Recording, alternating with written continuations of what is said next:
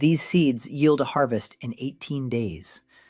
The old man looks at him as if he were a liar, because even the fastest growing radishes take 2 months to mature. Yet the stranger is already kneeling in the barren soil, sowing the dying village's last hope. 18 days. Or is he just another mouse to feed? But let's go back. Daniel Rowe woke up face down in the dirt. Not from pain, not from the cold. Dirt had filled his mouth and clogged his nostrils. He rolled onto his back and coughed up a lump of gray dust. He sat up. His eyes were watering. A field lay before him. A strange field. Gray, not yellow and not green. Gray, as if someone had dumped tons of ash and walked away. He rubs the nearest ear of grain between his fingers. Dust. Dead, empty dust. Spores remain on his fingertips. He brings them to his nose. It smells sweet and rotten at the same time. Fungus. Systemic. It spreads through the plant's vessels. He's seen this in lab samples, but never in a field, and never on this scale. The field stretches to the horizon, and everything is dead. Daniel stands up. His knees are shaking. His head is buzzing. He doesn't remember how he ended up here. The last thing he remembers is the headlights of an oncoming truck and the sound of a crash, and then dirt in his mouth. He looks around. No road, no pickup truck, no asphalt. Just a gray field and a low sky the color of old tin. And a backpack 2 steps away. And next to it, a cardboard box, the very one with the samples from the working greenhouse. Daniel drops to his knees in front of it and flips open the lid. 42 bags, all intact, all labeled in his handwriting. Zarya 7 tomato, Cascade 12 wheat, Idaho Reserve potato, Skorospelka 18 radish. He slams the box shut and presses it to his chest. His hands are shaking. He doesn't understand where he is or how he got here, but he knows one thing for sure. The soil beneath his feet is acidic, around 5.5 on the pH scale. Poor, exhausted, 10 years without lime, and a fungus is growing on it that kills all living things. Movement on the road. Daniel looks up. 100 meters down the dirt path, 2 people are walking. A boy of about 10 in a knee-length canvas shirt is dragging a woman by the hand. Both are thin, not just thin, starving. The kind of thinness where the skin pulls tight over the cheekbones and the eyes become too big for the face. They freeze and stare. The boy holds out a stick. The woman presses her hand to her stomach. Daniel slowly raises his palms. He doesn't know their language. He doesn't even know where he is. But the boy suddenly says something, and Daniel understands every word. The boy asks who he is and where he fell from.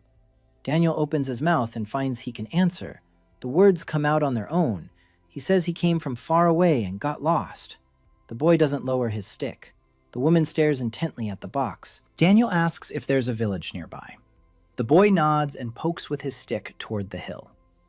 The village is called Homegrave. There is no food there, and if the stranger has come to rob them, he should leave because there is nothing to rob. Daniel looks at the boy, then at the gray field, then at the box in his hands. He says he has no intention of looting. He wants to see their field. The boy glances at his mother. She is silent. Then she nods almost imperceptibly. The 3 of them walk along the path. Daniel carries the box with both hands, as if it were a child. The boy walks ahead and looks back every 5 steps. The woman limps along behind, silent. Over the hill, Homegrave comes into view. 24 houses, shingle roofs, crooked fences. 3 old men sit by the well. They don't speak. They just stare at the ground. In the middle of the village, a house slightly larger than the others. A man in his 60s comes out of it. Gray-haired, thin, his back is straight as a pole. The boy runs up and chatters away. He pokes at Daniel. He pokes at the box. The old man listens in silence. Then he approaches. His name is Orin, the village elder of Homegrave. He asks who Daniel is and why he wants their field. Daniel looks him in the eye. You can't fool him. His eyes are hard. His jaw is clenched. 3 years of famine have made his face look like bark. Daniel tells the truth. Not all of it, just the part that matters. He knows the land. He can tell what's wrong with it. He can help. Oren is silent for a long time. Then he asks where he's from far away. What's in the box? Seeds. Oren's face twitches, just a little, as if he'd been slapped on the cheek from the inside. He says seeds are more valuable than silver these days, that people are killed for a sack of rye, that 3 weeks ago Baron Grace's detachment passed through the village and ransacked the last of the grain from the barn. Daniel nods. He can see it in the faces of the old men by the well, in the boy's ribs showing through his shirt, in the woman's empty eyes.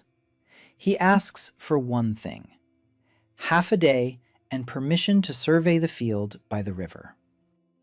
Oren looks at him for another minute. Then he turns and walks toward the outskirts. Daniel follows him.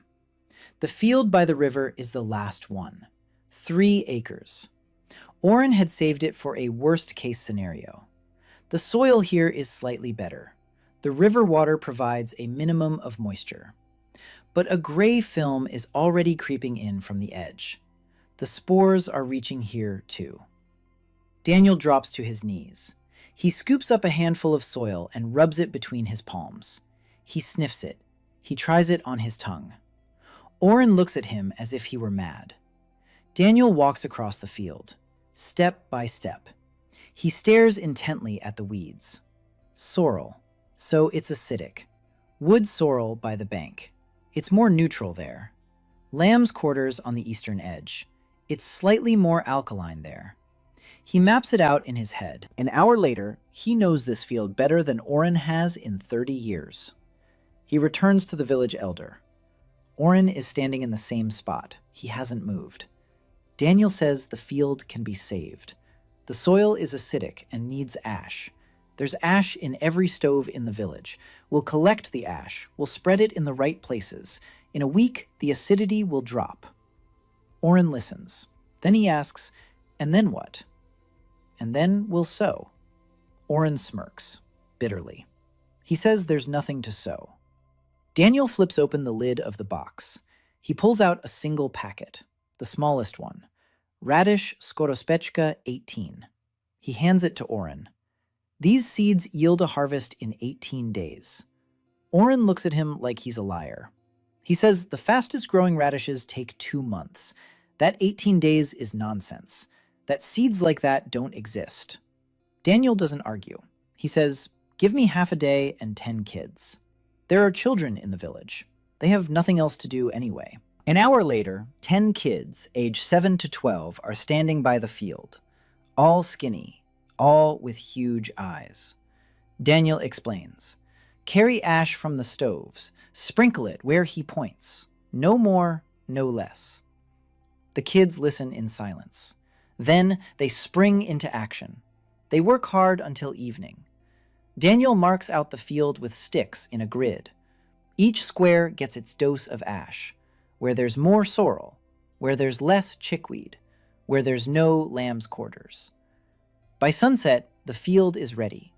Daniel opens the packet. The seeds are tiny, round, dark red. He sows them in rows, on his knees, with his hands, each seed in its own hole. Oren stands nearby and says nothing. Daniel shows him how to water, not from above, into the furrow. The water goes to the roots, not the leaves. Oren nods. He still doesn't believe it. But he saw how the stranger worked. He saw that this man knows the earth with his hands, not with words.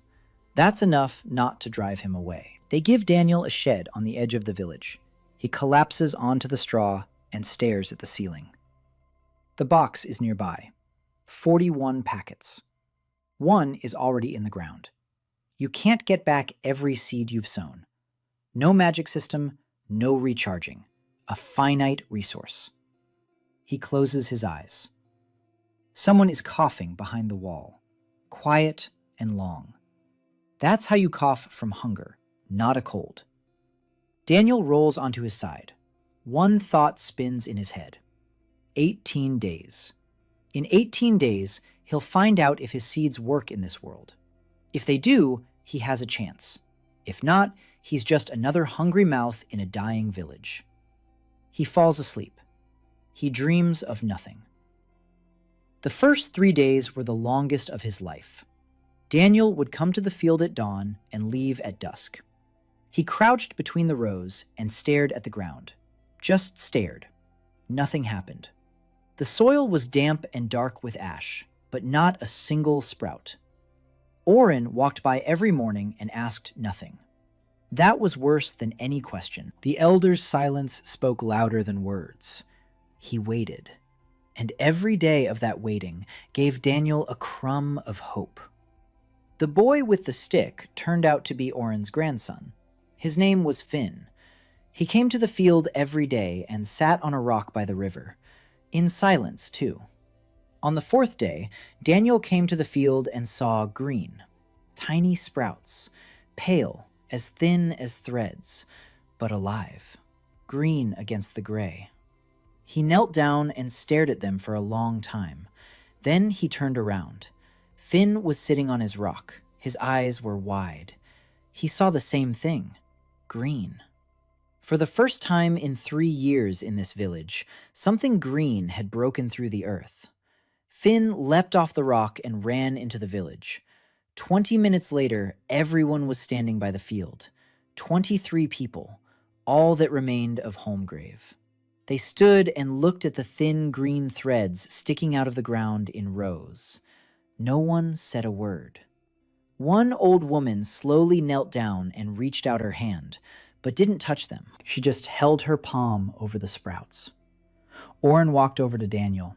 He looked at him for a long time. Then he nodded, once, briefly. It was the first day Daniel was given food from the communal pot. Before that, he had eaten whatever he could find himself. Wood lice, burdock roots, tough quinoa that he had to chew until his jaw ached. Now they had placed a bowl of liquid porridge on the threshold of the shed for him. The porridge was gray, made from that very same husk that they ground and boiled for hours until it became something vaguely resembling food. Daniel ate it and thought that this was the most important bowl of porridge in his life. Not because he was hungry, but because they believed him, at least a little. The days passed more quickly. The sprouts were gaining strength. By the 7th day, dense green bushes were poking out of the ground. The leaves were bright and sturdy, not a single spot, not a trace of gray mold. Daniel checked every day. Early Ripener 18 was bred from varieties resistant to a wide range of fungal diseases. He wasn't sure it would work against gray mold. But for now, the sprouts were clean.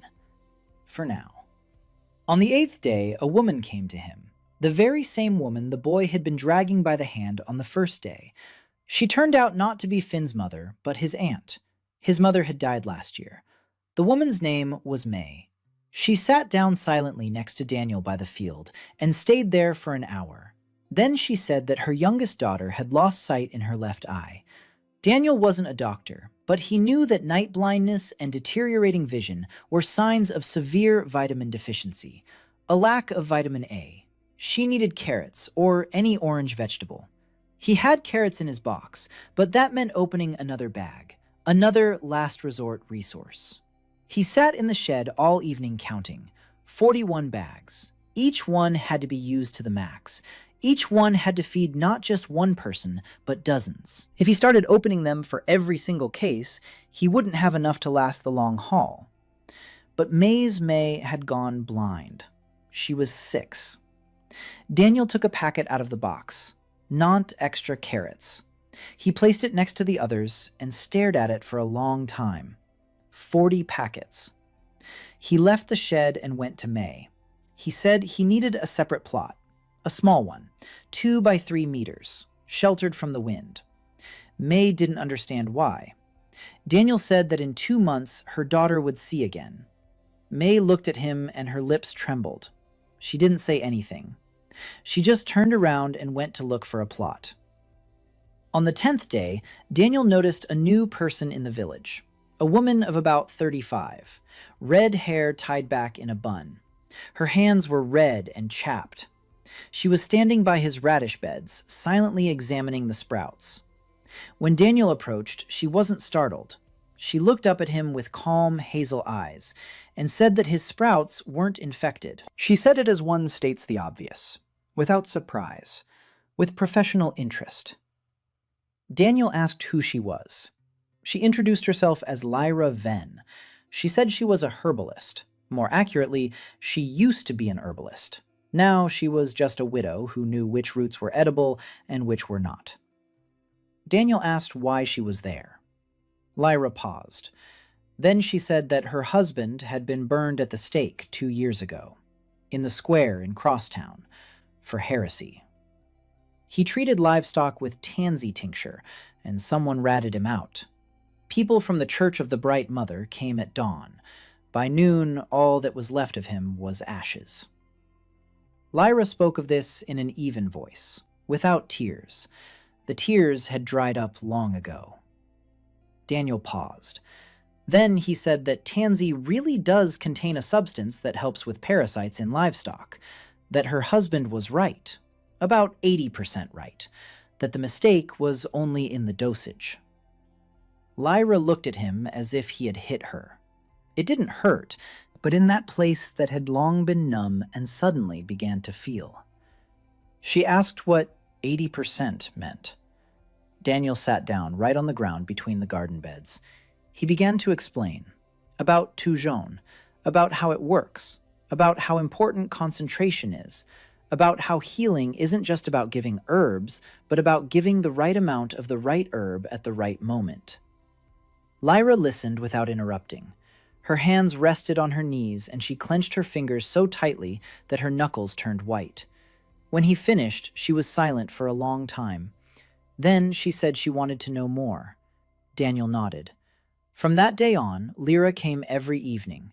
She brought her supplies, little bags of dried herbs, roots, and bark. She laid them out on the barn floor, and Daniel explained what he knew. Not everything. He wasn't a pharmacologist. But he knew enough basic botany and phytochemistry to systematize what Lyra had been gathering blindly for years. He explained to her the difference between an infusion and a decoction. He explained why some substances dissolve in water and others in oil. He explained what concentration was and why the same herb could both heal and kill. Lyra took notes. She had no paper. She scratched with a thin splinter on a piece of birch bark. Slowly, carefully. Every word. On the 12th day, radish sprouts were already poking out of the ground in dense green rosettes. The root vegetables were swelling. Daniel checked their size every day. He pressed his finger to the base and felt something round and firm growing beneath the step. On the 14th day, he carefully dug up one root vegetable. Red, smooth, the size of a walnut. Still small, but already real. He put it back and covered it with soil. 4 more days. On the 15th day, it rained. Cold, long, and steady. Daniel spent the whole day by the field. He covered the beds with whatever he could find. Old sacks, burlap, anything that could protect the sprouts from the icy water. Finn helped in silence. The two of them crawled through the mud and weighed down the burlap with stones. By evening, they were both soaked to the bone and blue from the cold. Lyra brought them a hot brew made from some kind of root. Bitter, but warming. Daniel drank it and thought about how in his past life he'd had polycarbonate greenhouses and drip irrigation systems, and here he was, saving the crop with burlap and stones. On the 17th day, the rain stopped. Daniel removed the covering and inspected the beds. The sprouts had survived, every single one. The root vegetables had doubled in size. He dug up one again, the size of a child's fist, bright red, firm. Daniel turned it over in his hands. Not a single spot, not a single crack. A clean, healthy root vegetable. In a world where all the earth was gray. He put it back. One day. On the 18th day, he didn't go to the field at dawn. He waited in the barn. He sat on the straw and looked at his hands. They were dirty. Dirt had caked under his fingernails and into the cracks in his skin. The hands of an agronomist. He sat there until noon. Then he stood up and went out. Oren was already at the field. He stood and watched. Daniel approached. He knelt down. He grabbed the leaves of the first bush and pulled. The soil gave way easily. A radish lay in his hand, red, round, the size of a child's fist, firm, crunchy, fresh. Oren held out his hand. Daniel handed it to him. The old man turned the radish between his fingers, brought it to his nose, sniffed. His face remained unchanged. He took a bite, chewed slowly. Juice ran down his chin into his gray beard. Oren chewed and said nothing. Then he lowered his hand with the half-eaten radish and raised his other hand to his face. He covered his eyes with his palm. His shoulders shook. Daniel turned away. He began pulling up the rest, one by one. The red, firm root vegetables fell onto the gray earth in bright patches. Finn ran up and froze. Then he bolted back to the village with a scream. 10 minutes later, the whole village was standing by the field. They looked at the radishes as if they were a miracle. The old woman who had knelt over the sprouts on the first day knelt down again. But now, she held a red root vegetable in her hands and pressed it to her forehead. May stood with her daughter in her arms. The girl reached out toward the bright spot. Oren turned to Daniel. The elder's eyes were red. He said he'd thought they'd all die by winter. Daniel took a knife. He cut the radish in half. He held out a half to Oren. Oren looked at it. He took it. Daniel said quietly that they wouldn't die. But he needed one thing from the village elder. Silence. Not a word to anyone outside the village. Oren asked why. Daniel said that if they found out, they would come and take them away. Or worse, they would burn like Lyra's husband. Oren looked at Lyra. She was standing at the edge of the field, holding a bunch of greens in her hands. She nodded. Oren turned to Daniel and said he would swear an oath, and that he would make everyone in the village swear an oath too. After the radish, everything changed. Not right away, not dramatically, but it changed. People stopped looking at Daniel as an outsider. Now they looked at him with something else, with hope, and that frightened him much more. Hope meant expectations. Expectations meant he couldn't make a mistake. He sat in the shed and laid out the packets on the floor, 40 of them, -1. Every bag was a decision.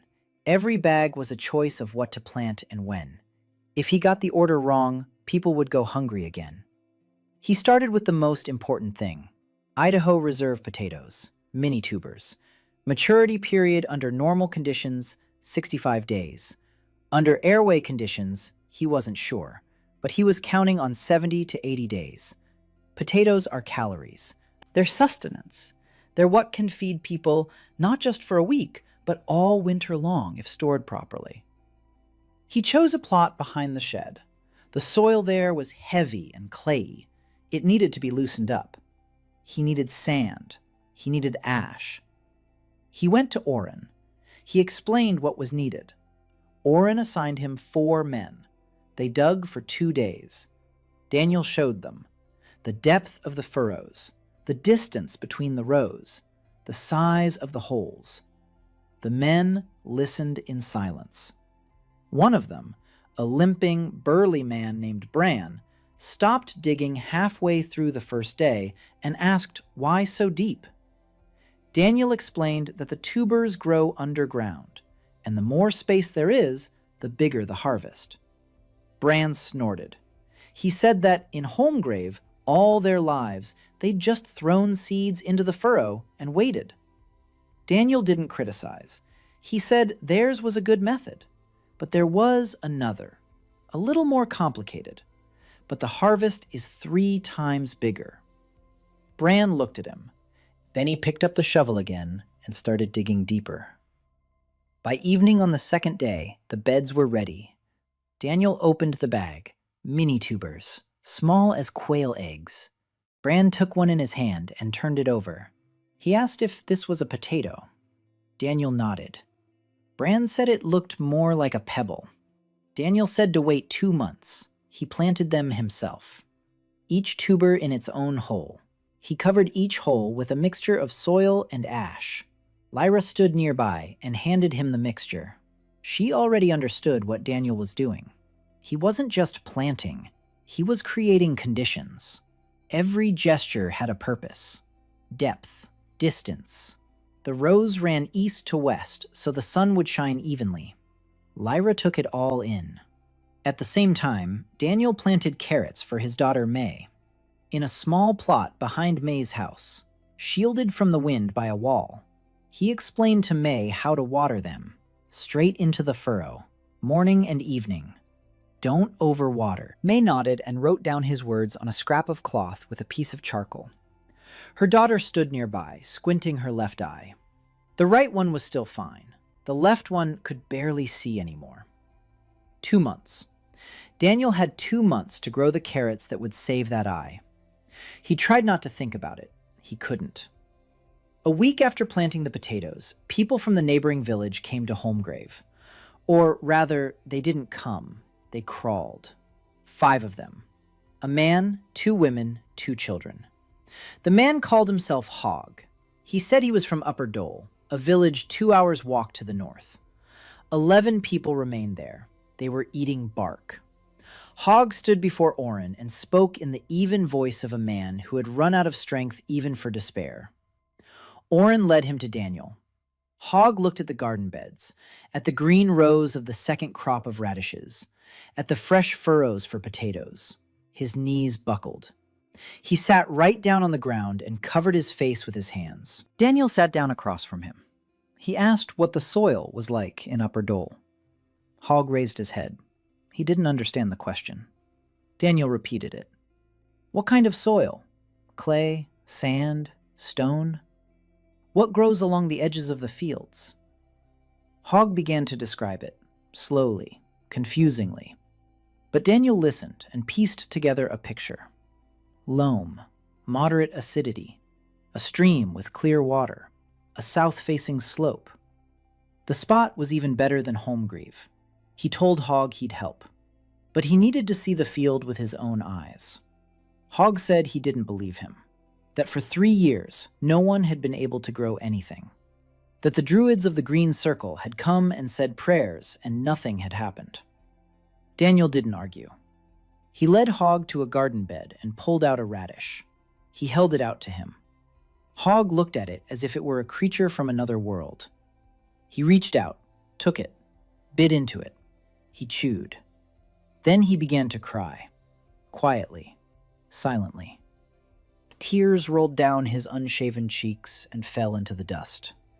His 2 children stood nearby, not understanding why their father was crying. Daniel gave each child a radish.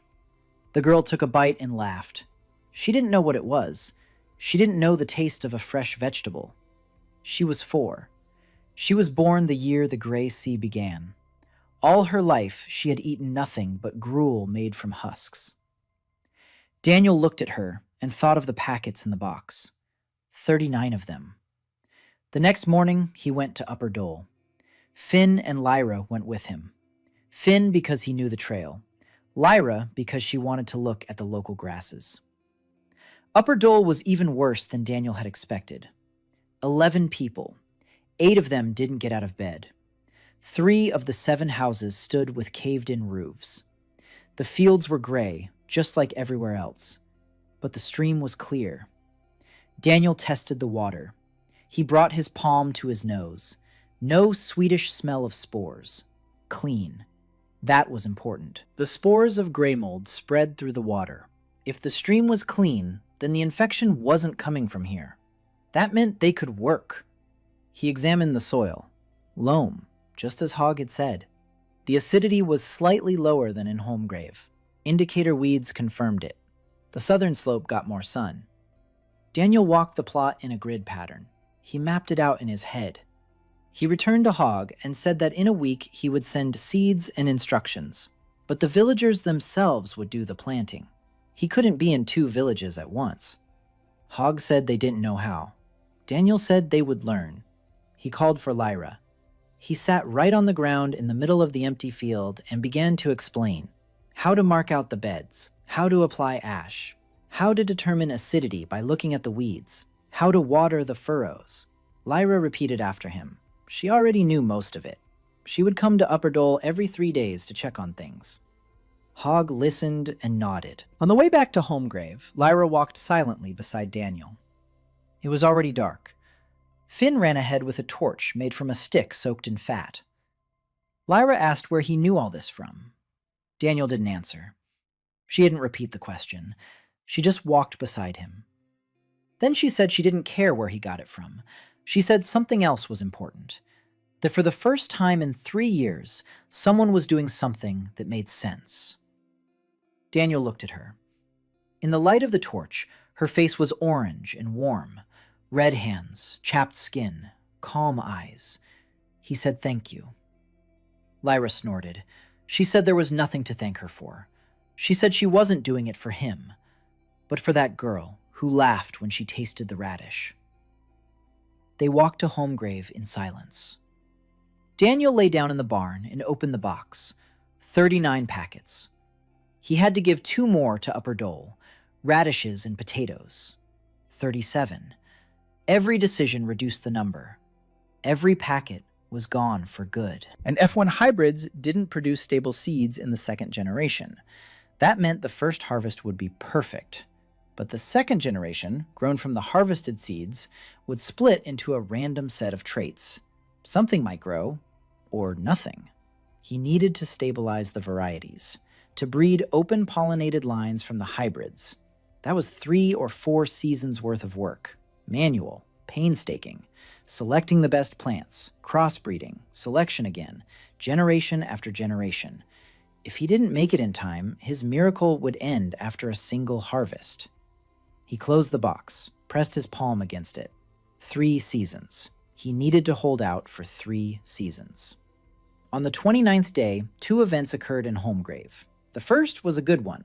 The potato tops had emerged from the ground and were gaining strength, so Bran came every morning and measured them with his hand. He placed his hand next to a sprout and grunted. He said that yesterday it had been up to his wrist, and today up to his far. Bran turned out to be one of those people who grumble but get things done. He grumbled that he'd never seen a garden like this. He grumbled that he had to dig deeper than he was used to. He grumbled that watering the furrows was foolish. But he did everything exactly as Daniel had shown him, and the tops were growing. The second event was bad. 3 horsemen appeared on the trail to Holmgrave. Oren saw them first. He was standing by the well, and his face turned to stone. He quickly walked over to Daniel. He said one word, soldiers.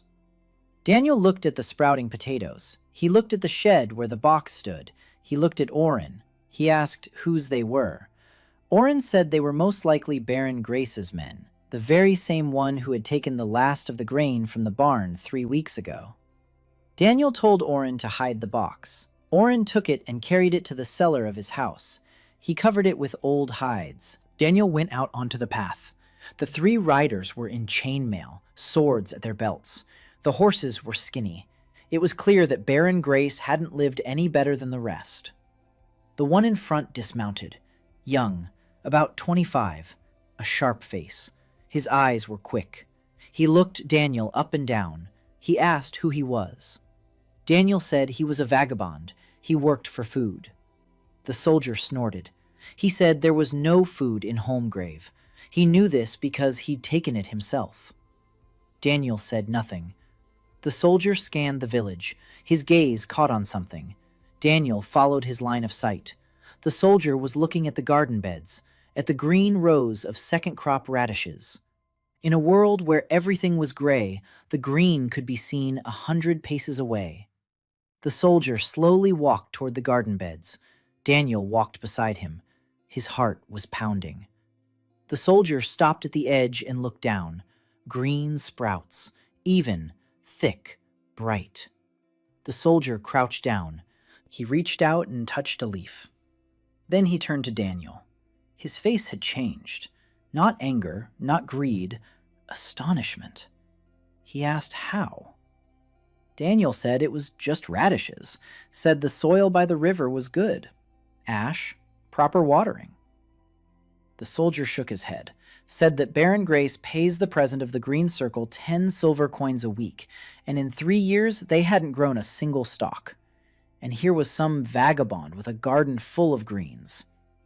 Daniel shrugged. The second soldier remained on his horse. He was older and more taciturn. He wasn't looking at the garden beds, but at Daniel, intently. The third walked through the village and peeked into the houses. The young soldier stood up. He said he would report to the Baron. He said the Baron would want to see it for himself. Daniel said it was just a single garden bed and nothing special. The soldier smirked. He said that in the world of the Gray Plague, a single green garden was the most extraordinary thing one could see. They rode off. Daniel stood on the path and watched them go. Lyra approached quietly. She stood beside him. She said it was bad. Daniel nodded. It was very bad. Baron Grace might come and simply take everything. The seeds, the harvest, him. Lock him in the castle dungeon and force him to work. Or hand him over to the church as a heretic. Or sell him to the Grain Merchants Guild for a good price. Daniel returned to the barn. He took a box out of Oren's cellar. He counted the bags, 37. Each one was more valuable than gold, and now they might find out about them. He sat up all night without sleep, thinking. By morning, he had a plan. Not a good one, just the only one. He went to Oren, said 2 things needed to be done. First, the garden beds by the river needed to be camouflaged. Cover the edges with dry leaves and gray stalks so the green wouldn't be visible from a distance. Second, he needed another base, a place where he could work without prying eyes. Oren thought for a long time. Then he said that 2 hours' walk west through the forest stood an abandoned mill. Old, stone walls. The roof was still there, a pond nearby, surrounded by forest. Only the locals knew the path to it. Daniel said it was perfect. They set out the next day. Daniel, Oren, Finn, Lyra, and Bran. Bran walked behind them with an axe slung over his shoulder and looked like a man who really wanted to hit someone. The mill turned out to be exactly what they needed. Stone walls, thick ones, a roof of stone tiles, dry inside. The millstones are in place. A clearing all around, 200 by 100 meters, enclosed by forest on all sides. The pond is clean. Daniel checked the water. No algae. He surveyed the clearing. Forest soil, soft, rich in humus. Leaves had been rotting here for decades, creating a fertile layer. Moderate acidity. Enough sunlight filtered through the canopy. Not ideal, but he could thin out the trees along the southern edge and let in more light. He turned to the others. He said this would be his nursery. Here he would develop stable varieties. This would be his main work for the next 3 years. Oren asked what stable varieties meant. Daniel sat down on a rock by the pond. He knew he had to explain. Not because they needed to know, but because they needed to understand why he couldn't give away all the seeds right now. He said his seeds were special. The first harvest would be excellent. But if they planted seeds from that harvest, the second generation would be poor, random, unpredictable. It's like children of beautiful parents. Sometimes they look alike, sometimes they don't. Oren frowned. He asked what to do. Daniel said he could fix it. He could select the best plants from the second generation, cross them with each other, select the best ones again, and after 3 or 4 such cycles, get a variety that produces an equally good harvest every time, from its own seeds, forever. Oren was silent. Then he asked quietly, "Forever?" Daniel nodded. "Forever." Lyra moved closer. She had understood before Oren did. She said quietly that this meant the villages would be able to feed themselves. Without Daniel. Daniel nodded. Exactly. That was his goal. Not to be the one who feeds them, to become the one who teaches them to feed themselves, and then to leave. Bran grunted. He said there was no need to go anywhere. He said that as long as there was something to repair, he would remain useful. Daniel looked at Bran and smiled for the first time in all these days. They began work at the mill that very day. Bran and 2 men from the village repaired the roof. Finn hauled water from the pond. Lyra cleared the clearing. Daniel marked out the garden beds, small ones, neat, each for its own variety. A separate plot for selective breeding, a separate one for the main harvest, a separate one for experiments. He worked with the precision of a man who knows that every mistake costs lives, because that's exactly how it was. By evening, the mill looked like a small farm. Rough, primitive, but alive. Daniel stood at the edge of the clearing and looked at the marked-out beds. 37 packets in the box. 3 years of work ahead. Barren Grace somewhere beyond the forest. The Church of the Bright Mother somewhere to the south. Hunger all around. But here, in this clearing, among the stones of the old mill, he could work. Lyra approached, stood beside him, quietly said that the mill was a good place, that it smelled of life here. Daniel nodded, then said, "We'll start planting wheat tomorrow. Cascade 12 wheat, the most important packet in the box."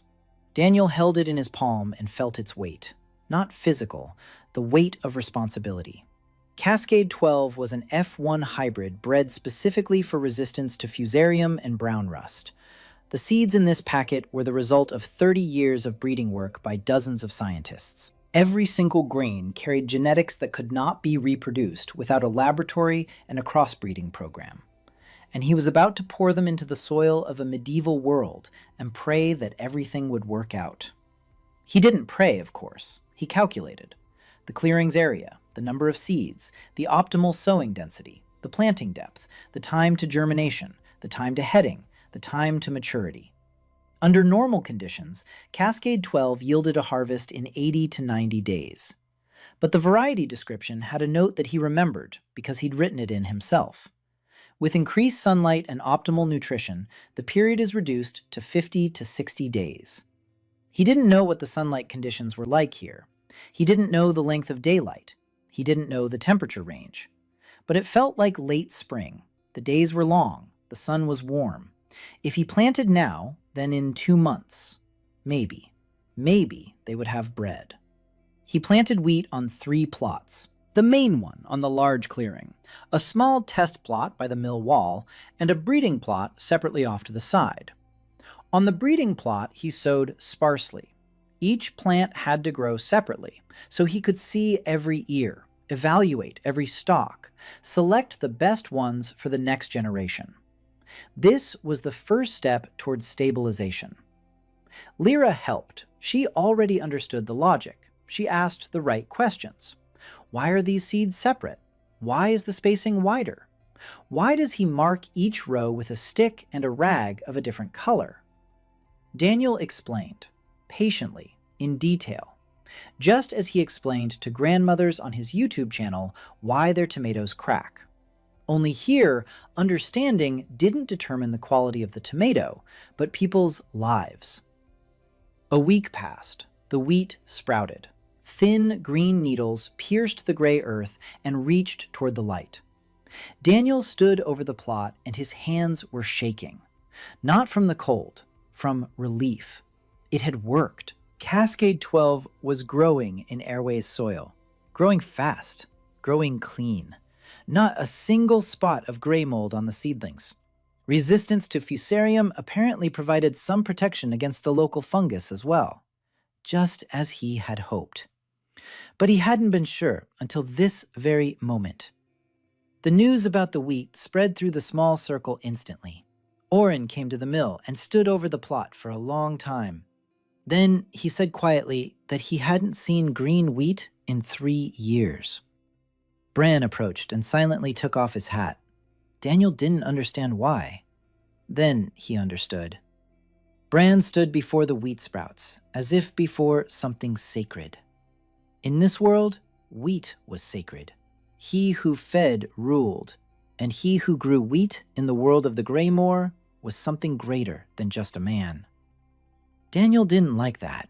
He told Bran to put his hat back on. He said it was just a plant, that it grew not from prayer but from the nitrogen in the soil. Bran put his hat back on, but looked at him with an expression that clearly said Bran didn't agree. Meanwhile, in Homegrave, the potatoes were growing. The tops had risen above the knees, sturdy, green, dark, not a single yellow leaf, not a single spot. The village tiptoed around the rows. No one dared step near them. The children stood at a respectful distance and watched as Daniel hilled the plants. He showed them, explained why.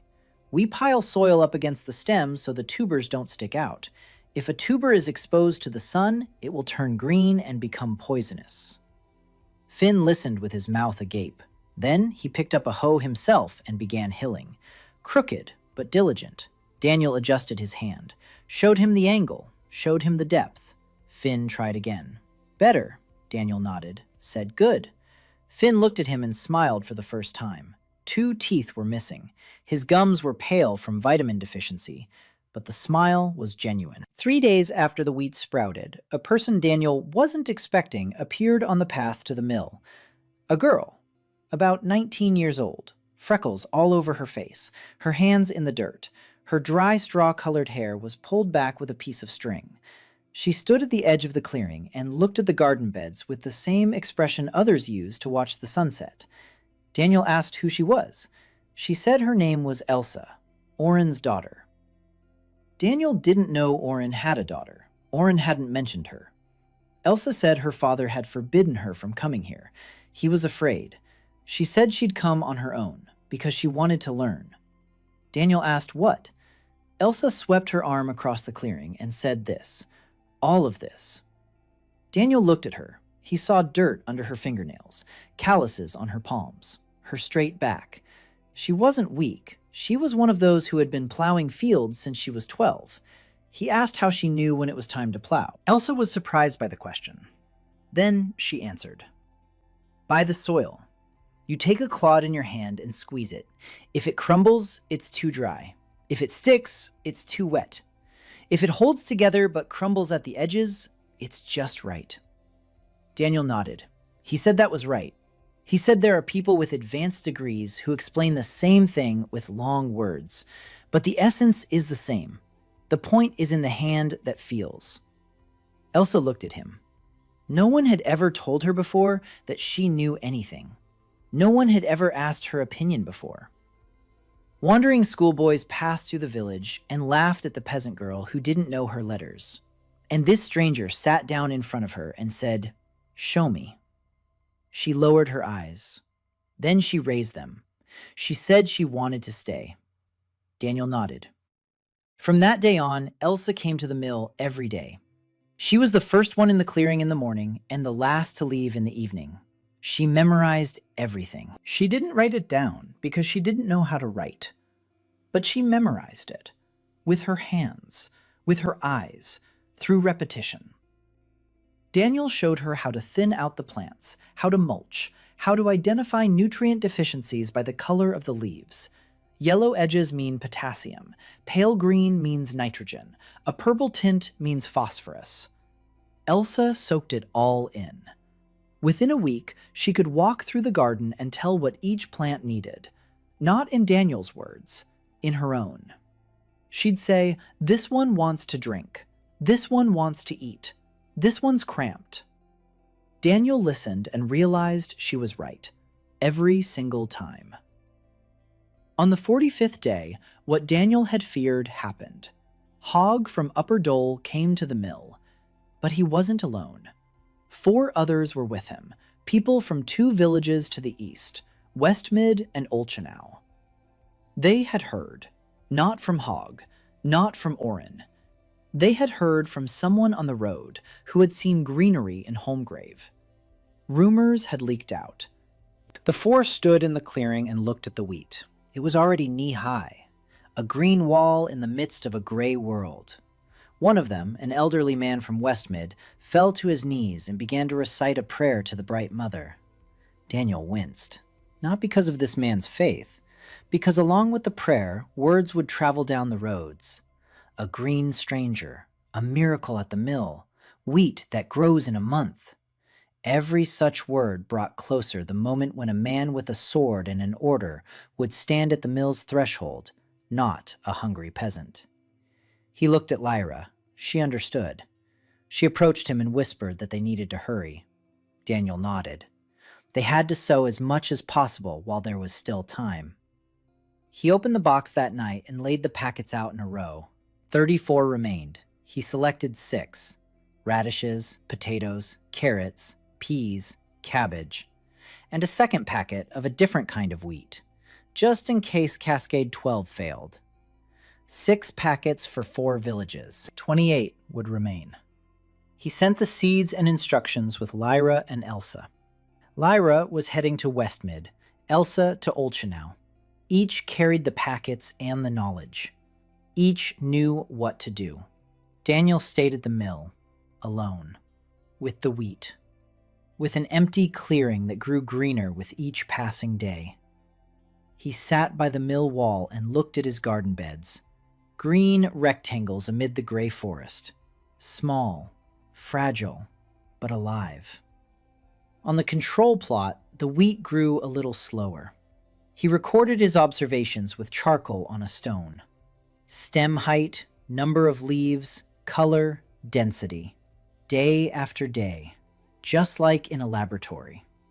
Only the laboratory was a stone mill, and the notebook was a wall.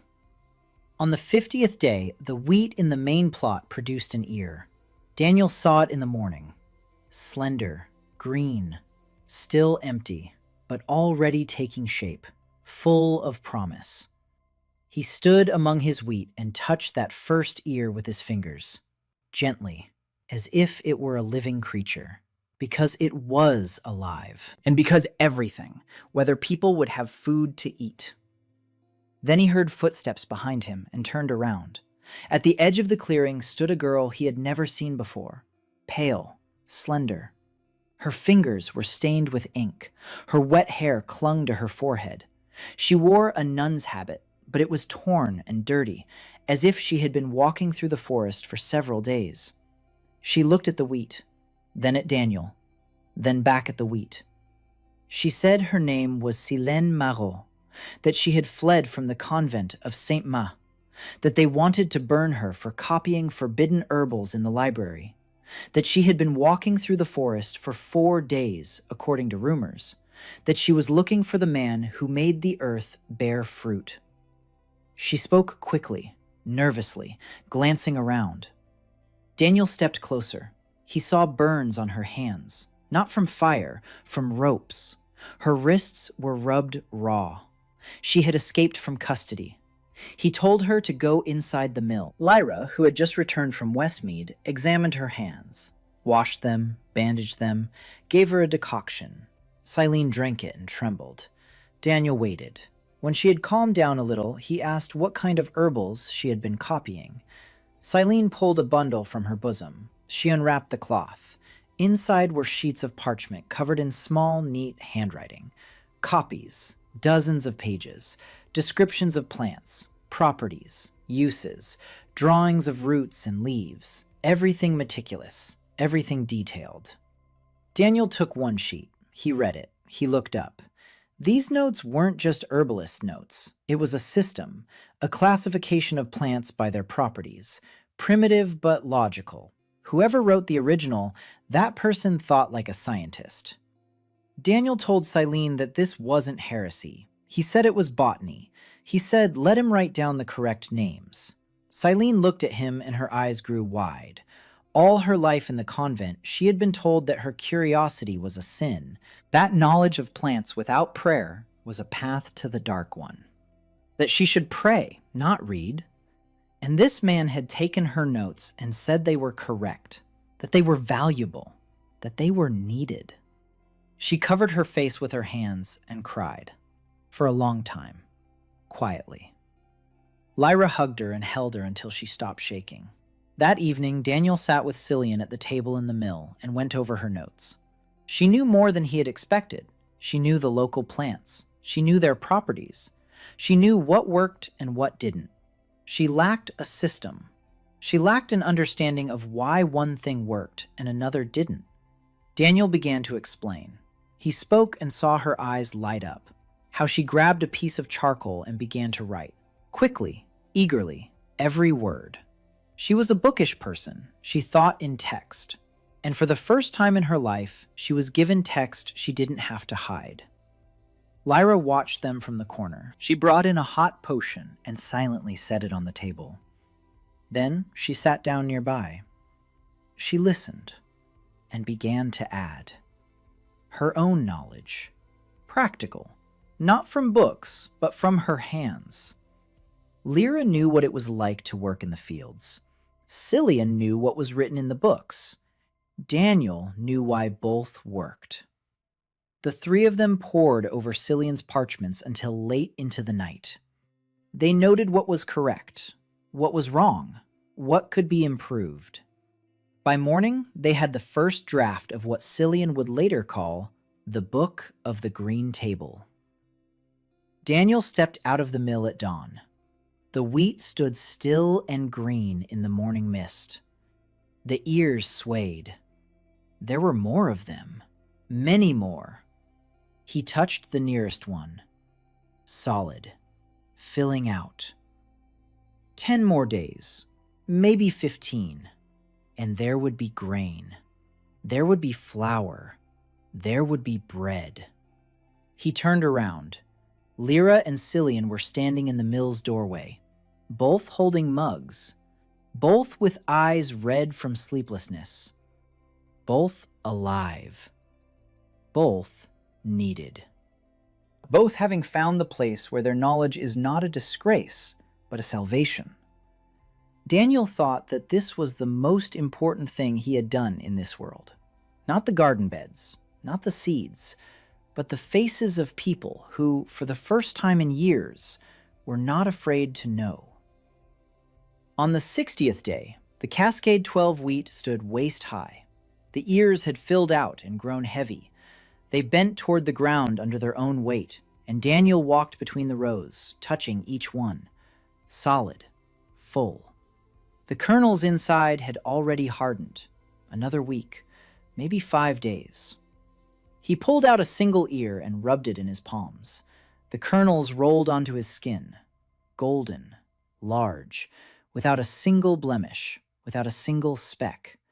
He brought them to his nose. The scent was pure, grainy, warm, a scent that had vanished from this world 3 years ago. Daniel clenched the grains in his fist and closed his eyes. It had worked. Cascade 12 had worked. Now he had to bring in the harvest without losing a single ear of corn. He gathered everyone at the mill.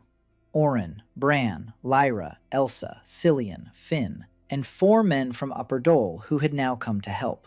12 people. Daniel explained the plan. Reap with sickles, bind the sheaves, dry them in the clearing for 3 days, then thresh them on the millstones. Every grain counts. Not a single one must fall to the ground and be lost. Bran asked why such precision was needed. Daniel said it was because they had to select the best grain from this harvest for the next planting, and grind the rest into flour. And this flour had to be enough to prove one important thing. Bran asked what that was. Daniel said he would find out soon. The harvest began at dawn on the 65th day. Daniel cut the first ear himself. His hands remembered. He had harvested wheat in field trials dozens of times. Only there was a combine harvester, and here a sickle. But the motion was the same. Grasp, cut, stacking. Elsa stood beside him. She reaped faster than he did.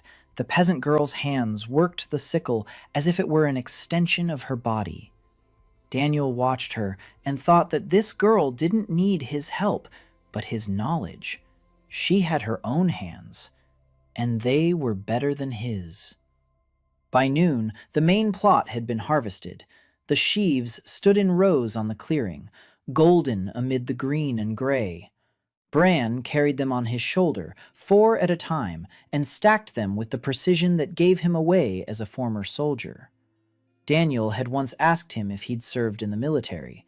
Bran grunted. He said 5 years at Baron Grace's garrison, then a limp and discharge. Daniel didn't ask where the limp came from. Bran told him himself later. An arrow in the knee. On the road. Not in battle. Just bandits. He killed 2, but the 3rd managed to shoot him. Bran told the story as one might talk about the weather, without anger, without regret. It happened and is over. 3 days of drying. Daniel checked the sheaves every few hours, turned them over, felt them, sniffed them. Not a single sign of mold, not a single spore. On the 4th day, they began threshing. The mill came to life. The millstones creaked. Finn turned the lever while Bran fed in the grain. The flour poured into the waiting sack, white and clean. Lyra scooped up a handful, rubbed it between her fingers, sniffed. She looked at Daniel and nodded slowly. Real flour, white, no bitterness, no grayish tint. Flour you can bake bread with. Daniel set aside a seed stock, the best grains from the best ears of the breeding plot, each one selected by hand, large, full, uniform in shape. These were the candidates for stabilization. The 2nd generation would split, but among those that split, there would be some that retained the desired traits. He would select those and sow them again, and so on 3 or 4 times, until the variety became stable. He put the seed stock in a separate pouch and hid it in a dry spot in the mill wall, behind a stone, where neither moisture nor mice could reach it. From the remaining flour, he took 3 handfuls. He kneaded the dough. Simple. Flour, water, a pinch of ash instead of salt. He rolled out the flatbread on the stone. He placed it on the flat, red-hot millstone that Bran had heated over a fire. The scent wafted across the clearing. Everyone froze. Lyra stood by the mill wall, her hands pressed to her chest. Silene sat on the threshold and stopped writing. Her pen froze in midair. Finn stepped closer and sniffed.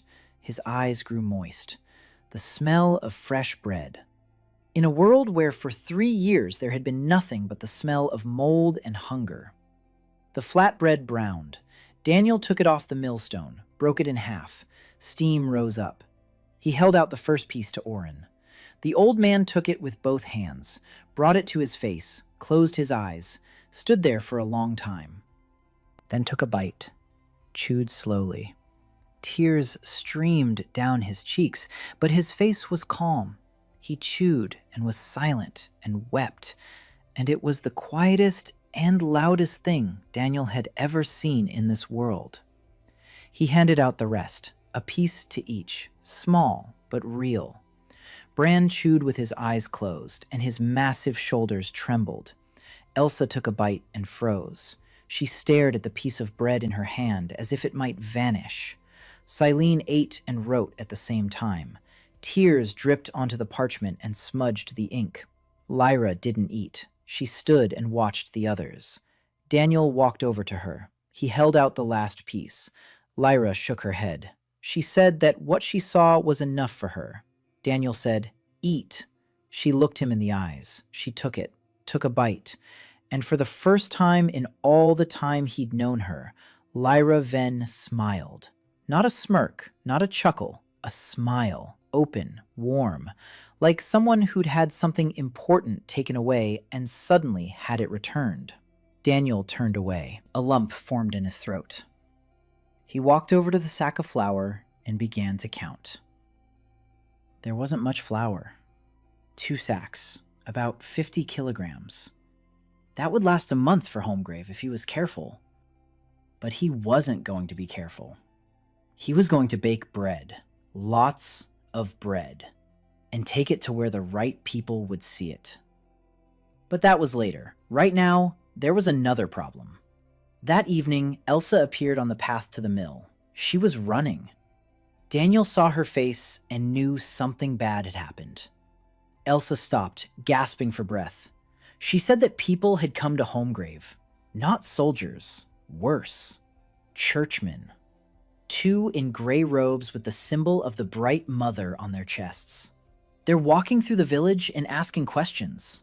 About the stranger. About the green garden beds. About the miracle. Someone had told them after all. Who one of those four who came with Hogg? Or someone on the road? It doesn't matter. The rumor reached the church. Daniel sat down on a rock. His hands went cold. The Church of the Bright Mother. The very one that burned Lyra's husband. The very one that burns herbalists and healers and anyone who tries to treat or grow things without prayer. Lyra stood nearby, her face pale. Cillian pressed herself against the mill wall and wrapped her arms around herself. She knew better than anyone what the church's attention meant. She had been running from that attention for 4 days through the forest. Daniel thought quickly. The churchmen were in the village. They could see the empty garden beds because Orin had camouflaged them after the soldiers' visit. But the people don't know how to keep quiet, especially hungry people who've been given hope. Someone will speak up. Someone already has. He needed time, at least 2 more months. The second crop of wheat was already in the ground. The potatoes in Holmgrave were nearly ripe. The carrots for his daughter May were coming into color. If they take him now, everything will stop. He turned to Elsa. He asked what exactly the clergymen were asking. Elsa said they were asking about a man who farms without prayer, who commands the land, who defies the mother's will. Daniel nodded. He asked if they had seen him. Elsa said no. They don't know what he looks like. They only know there's a stranger. Daniel said okay. He said he needed the clergy to leave empty-handed. For that to happen, the village had to keep quiet. Everyone. Elsa said her father was already talking to the people. Daniel nodded. Then he looked at Lyra. Lyra understood without words. She left for Holmgrave that same night. She returned at dawn. She said the clergyman had spent the night at the village elder's house. Orin had received them as was proper. He fed them what he had, porridge made from husks. The clergyman grimaced but ate. In the morning, they walked around the village. They saw the camouflaged garden beds, but the dry leaves and gray stalks had done their job. The garden beds looked like a dead field. The clergyman questioned the old men by the well. They remained silent. They questioned the women. They remained silent. They questioned the children. Finn looked the clergyman in the eye and said there were no strangers, that everyone in Holmgrave was one of their own, that there was nothing to eat here and nothing to see. The churchman patted him on the head and left. By noon, they had left, heading south toward Crosstown. Daniel exhaled, but he knew it was only temporary. They would return with reinforcements, with questions, with fire. He needed to hurry. He spent the entire next day in the breeding plot, the second sowing of wheat from the seed stock of the first harvest. He planted each grain separately, a palm's width apart. Each plant had to grow in isolation, so he could see the variation, so he could select those that retained the cascade traits: resistance, early maturity, full ears. This was the work of a breeder. Quiet, unobtrusive, boring to anyone except those who understood. Elsa understood. She sat nearby and helped, silently. Her fingers worked precisely and carefully. She placed each seed in a hole with the same care one uses to lay a child to rest. Daniel looked at her. She didn't notice. She was focused on the seeds, freckles on her nose, dirt under her fingernails. A strand of hair slipped out from under the headband and fell onto her cheek. Daniel turned away to his row. They worked side by side for 3 hours. At one point, their hands touched over a single hole. Both froze. For a second. Then both pulled their hands away at the same time. Elsa stared at the ground. Daniel stared at the ground. Neither of them said a word. They continued planting, in silence, but the distance between them had grown slightly smaller. On the 72nd day, the potatoes in Holmgrave were ready. Daniel came to the garden in the morning and saw that the tops had begun to turn yellow, not from disease, from ripeness. He dropped to his knees and dug up the first plant. The soil gave way and the tubers rolled out into the light. Bran stood behind him and exhaled loudly. The tubers were the size of 2 fists, smooth, yellow, firm. 7 of them from a single plant. Daniel held one in the palm of his hand. Heavy, real, half a kilo at least. He set it on the ground and dug up the second plant. 8 tubers. The third, 6. But each one was large. Bran crouched down beside him. He picked up a tuber, turned it over, sniffed it. He looked at Daniel and said quietly that in Crosstown, they'd kill you on the spot for potatoes like these. Daniel nodded. That was exactly why no one must know about it. They dug all day, the whole village, 23 people on their knees in the dirt. They pulled each tuber out by hand, carefully, like a treasure. The children put them in baskets and carried them to the barn. The barn was old and full of holes. Daniel had inspected it the day before and was horrified. Cracks in the walls, mice, dampness. If you put potatoes in here, half of them will rot in a month. He spent 2 days before the harvest getting the barn in order. He explained to Bran how to patch the cracks. He showed him how to make raised platforms out of poles so air could circulate from below. He showed him how to line the floor with ash and dry wormwood to keep the mice away. Bran grumbled that they'd stored them on the ground their whole lives and nothing happened. Daniel replied that half the harvest had rotted their whole lives. Bran fell silent, because it was true. The harvest results stunned even Daniel. From a small plot behind the shed, they harvested nearly 400 kilograms of potatoes. 400. From an area less than 200 square meters. In the best years, local varieties yielded 30 to 40 kilograms from that area. Oren stood before the mountain of potatoes in the barn and couldn't speak. He opened his mouth and closed it. Then he turned to Daniel. His face was strange, a mixture of gratitude and horror. He said quietly that now he understood why Daniel had told him to keep quiet. He said that if anyone found out about a harvest like this, the army would come. Not a detachment, the army. Daniel nodded. 400 kilograms of potatoes. That would be enough for Homegrave for the whole winter, with plenty to spare. For the first time in 3 years, the village wouldn't have to fear the cold. But 400 kilograms was also news that would destroy them if it got out. That same evening, May came to Daniel with her daughter.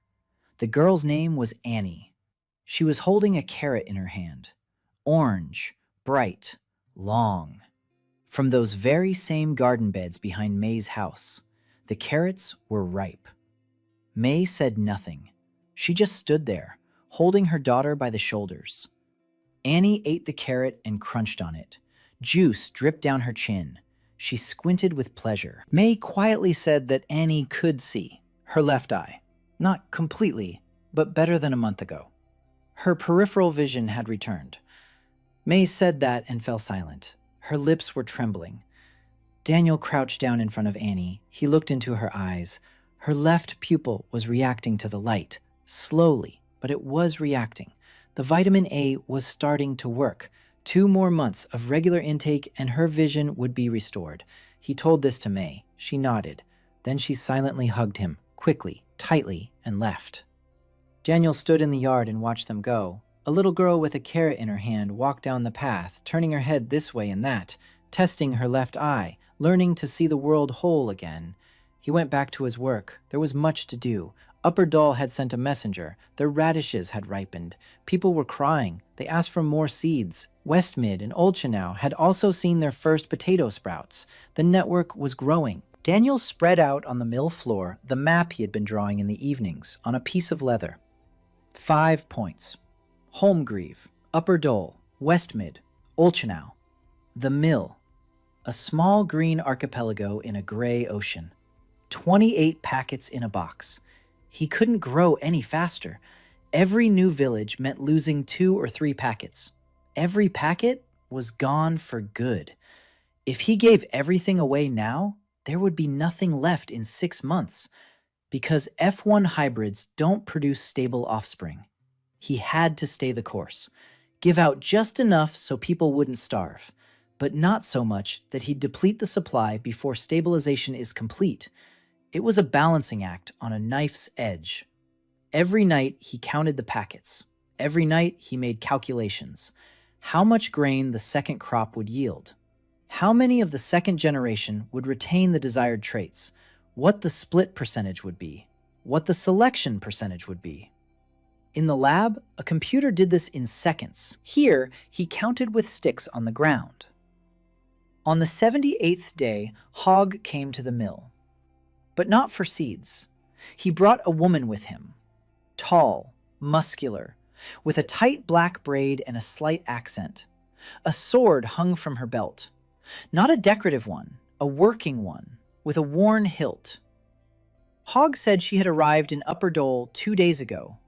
She had asked about the Green Man. He was scared, thought she was a spy. But she asked to see the garden beds. She looked at them for a long time. Then she sat down and said she would stay. Hogg didn't know what to do with her and brought her to Daniel. The woman stood at the edge of the clearing and said nothing. Her eyes swept over the garden beds, over the wheat, over the mill's walls, over the faces of Lyra and Cillian. Then they rested on Daniel. She introduced herself as Sa-Ah-Han. She said she was from the eastern continent of Goryeo. She said her village had died in the first year of the Gray Plague. Everyone, parents, brothers, neighbors. She had arrived too late, when there was no one left to save. She had been walking ever since, 2 years, across the entire continent. Her sword had fed her, guarding caravans, hired work, but the caravans carried less, and there was less and less work because there was nothing left to carry. She heard a rumor on the southern road, a man who makes the earth bear fruit. She had been following that rumor for 3 weeks. Daniel asked why. Saya was silent. Then she said she didn't want what happened to her village to happen to another, that her sword couldn't save her people. But maybe it could save his people if he let it. Daniel looked at her, tall, calm, eyes like stone, a person who had survived the worst and come out the other side. He said he wouldn't pay. Saya smiled. She said she hadn't seen bread in 2 years. If he fed her once a day, she would stay. Daniel nodded. That evening, he sat by the fire in the clearing. Saya sat by the mill wall, sharpening her sword. The sound was steady and rhythmic. Lyra was cooking a stew of potatoes and herbs. Cillian was writing by the light of the fire. Elsa was mending the floorboards on the drying rack. Finn was sleeping curled up in a ball by the doorway. Daniel watched them and thought that he now had a team. Not an army, not an organization, just people. Each with their own pain, each having found here a reason not to die. Lyra knew plants, Cillian knew books, Elsa knew the land, Sa'a knew how to kill those who would try to take it all away, and he knew how to make the grain grow. Together, they were something this world had never seen before. In the middle of the night, Daniel woke up to a sound. Sa'a was standing at the edge of the clearing with a sword in her hand. She was staring into the darkness of the forest. Daniel approached quietly. He asked what was wrong. She said she'd heard footsteps. 2, maybe 3. They'd gone east. Daniel asked who. Sa'a said she didn't know, but they'd been here, and they'd seen the wheat. Daniel returned to the mill. He sat down in front of the box. 28 bags. 5 villages. The church knows about him. The Baron knows about him. Now someone is wandering around his mill at night. The walls were closing in. He looked at his hands. An agronomist, not a soldier, not a politician, not a hero. An agronomist. He was 29 years old. He knew how to breed hardy varieties of wheat. Nothing else. But everything now depended on that nothing. On the 91st day, a rider galloped up to the mill. Alone, unarmed. in a leather traveling cloak bearing a coat of arms Daniel did not recognize. Sei came out to meet him with a sword. The rider dismounted and raised his hands. He said he was a lieutenant in the Westmark Royal Intelligence. He gave his name as ManhwaCapped. He said he had come on the orders of Her Majesty Queen Regent Annalise Westmark. The order was simple: observe and report. Sei did not sheathe her sword. Daniel stepped out of the mill. ManhwaCapped was young, around 30, slender, tanned, an attentive face, the eyes of a man who has seen much and remembers everything. Daniel asked how he had found the mill. Marin said that 3 villages to the east were talking about a green stranger, that the peasants were whispering on the roads, that at the market in Crosstown, a merchant swore he had seen fresh radishes, fresh, red, in the world of the Grey Moor. That was enough to pique the crown's interest. Daniel was silent. Marin surveyed the clearing. His gaze lingered on the wheat. The second crop was already ankle-high, green, even. Marin stepped closer. He crouched down. He touched a sprout. Then he stood up and turned to Daniel. His face was strange, like Oren's on that first day, amazement mixed with disbelief. He asked how. Daniel said the same thing he'd told everyone: the right soil, the right seeds, the right work, no magic. Marin shook his head. He said that the druids of the Green Circle had been praying and burning herbs for 3 years, and nothing. But one man, without prayer, had grown wheat.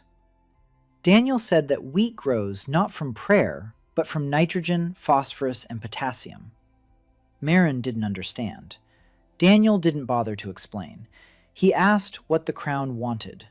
Marin told the truth. The crown wants to know who he is, what he can do, and whether it can be scaled up. Of course, he didn't use the word scale.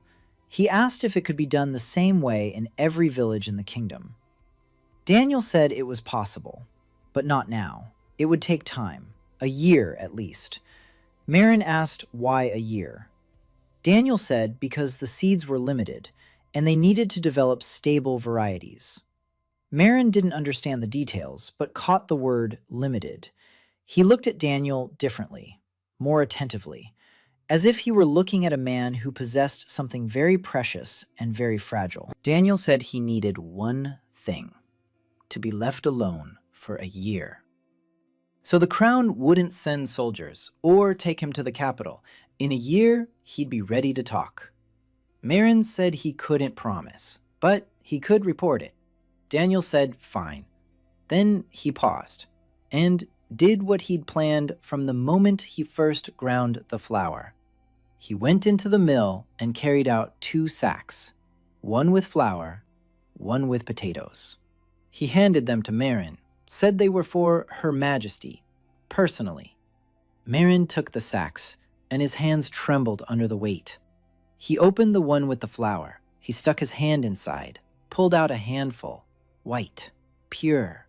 He brought it to his nose. His eyes widened. He looked at Daniel, and for the first time during the entire conversation, lost his composure. His voice trembled as he asked if it was real wheat flour. Daniel nodded. Marin stood there with a handful of flour in his hand. His face contorted. The muscles in his cheekbones twitched. He swallowed. Then he carefully poured the flour back in and tied the sack shut. He said he would report the facts as they were, that he would neither embellish nor downplay them. Then he mounted his horse and rode off, with 2 sacks on the horse's back. Saye sheathed her sword and approached Daniel. She said quietly that he was taking a risk. Daniel nodded. He said he had no choice. Sooner or later, the crown would come. Better that it come well-fed and grateful than hungry and angry. A sack of flour for the queen is not a gift. It's a bargaining chip. Sae snorted. She said that on Goryeo, such bargaining chips are called the first arrow.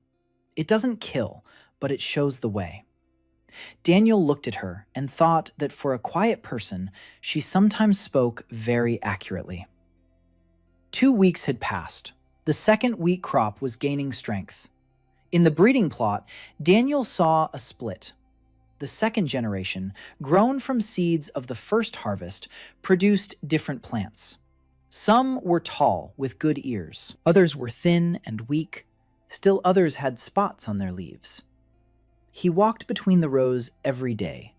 He marked the best ones with sticks wrapped in blue cloth. The best were those that grew quickly. They had thick stems and full ears, clean leaves without any signs of fungus. There were 15 such plants out of 100. The remaining 85 would be used for grain and flour. The 15 best would provide seeds for the third generation, and so on until the percentage of the best rose from 15 to 90.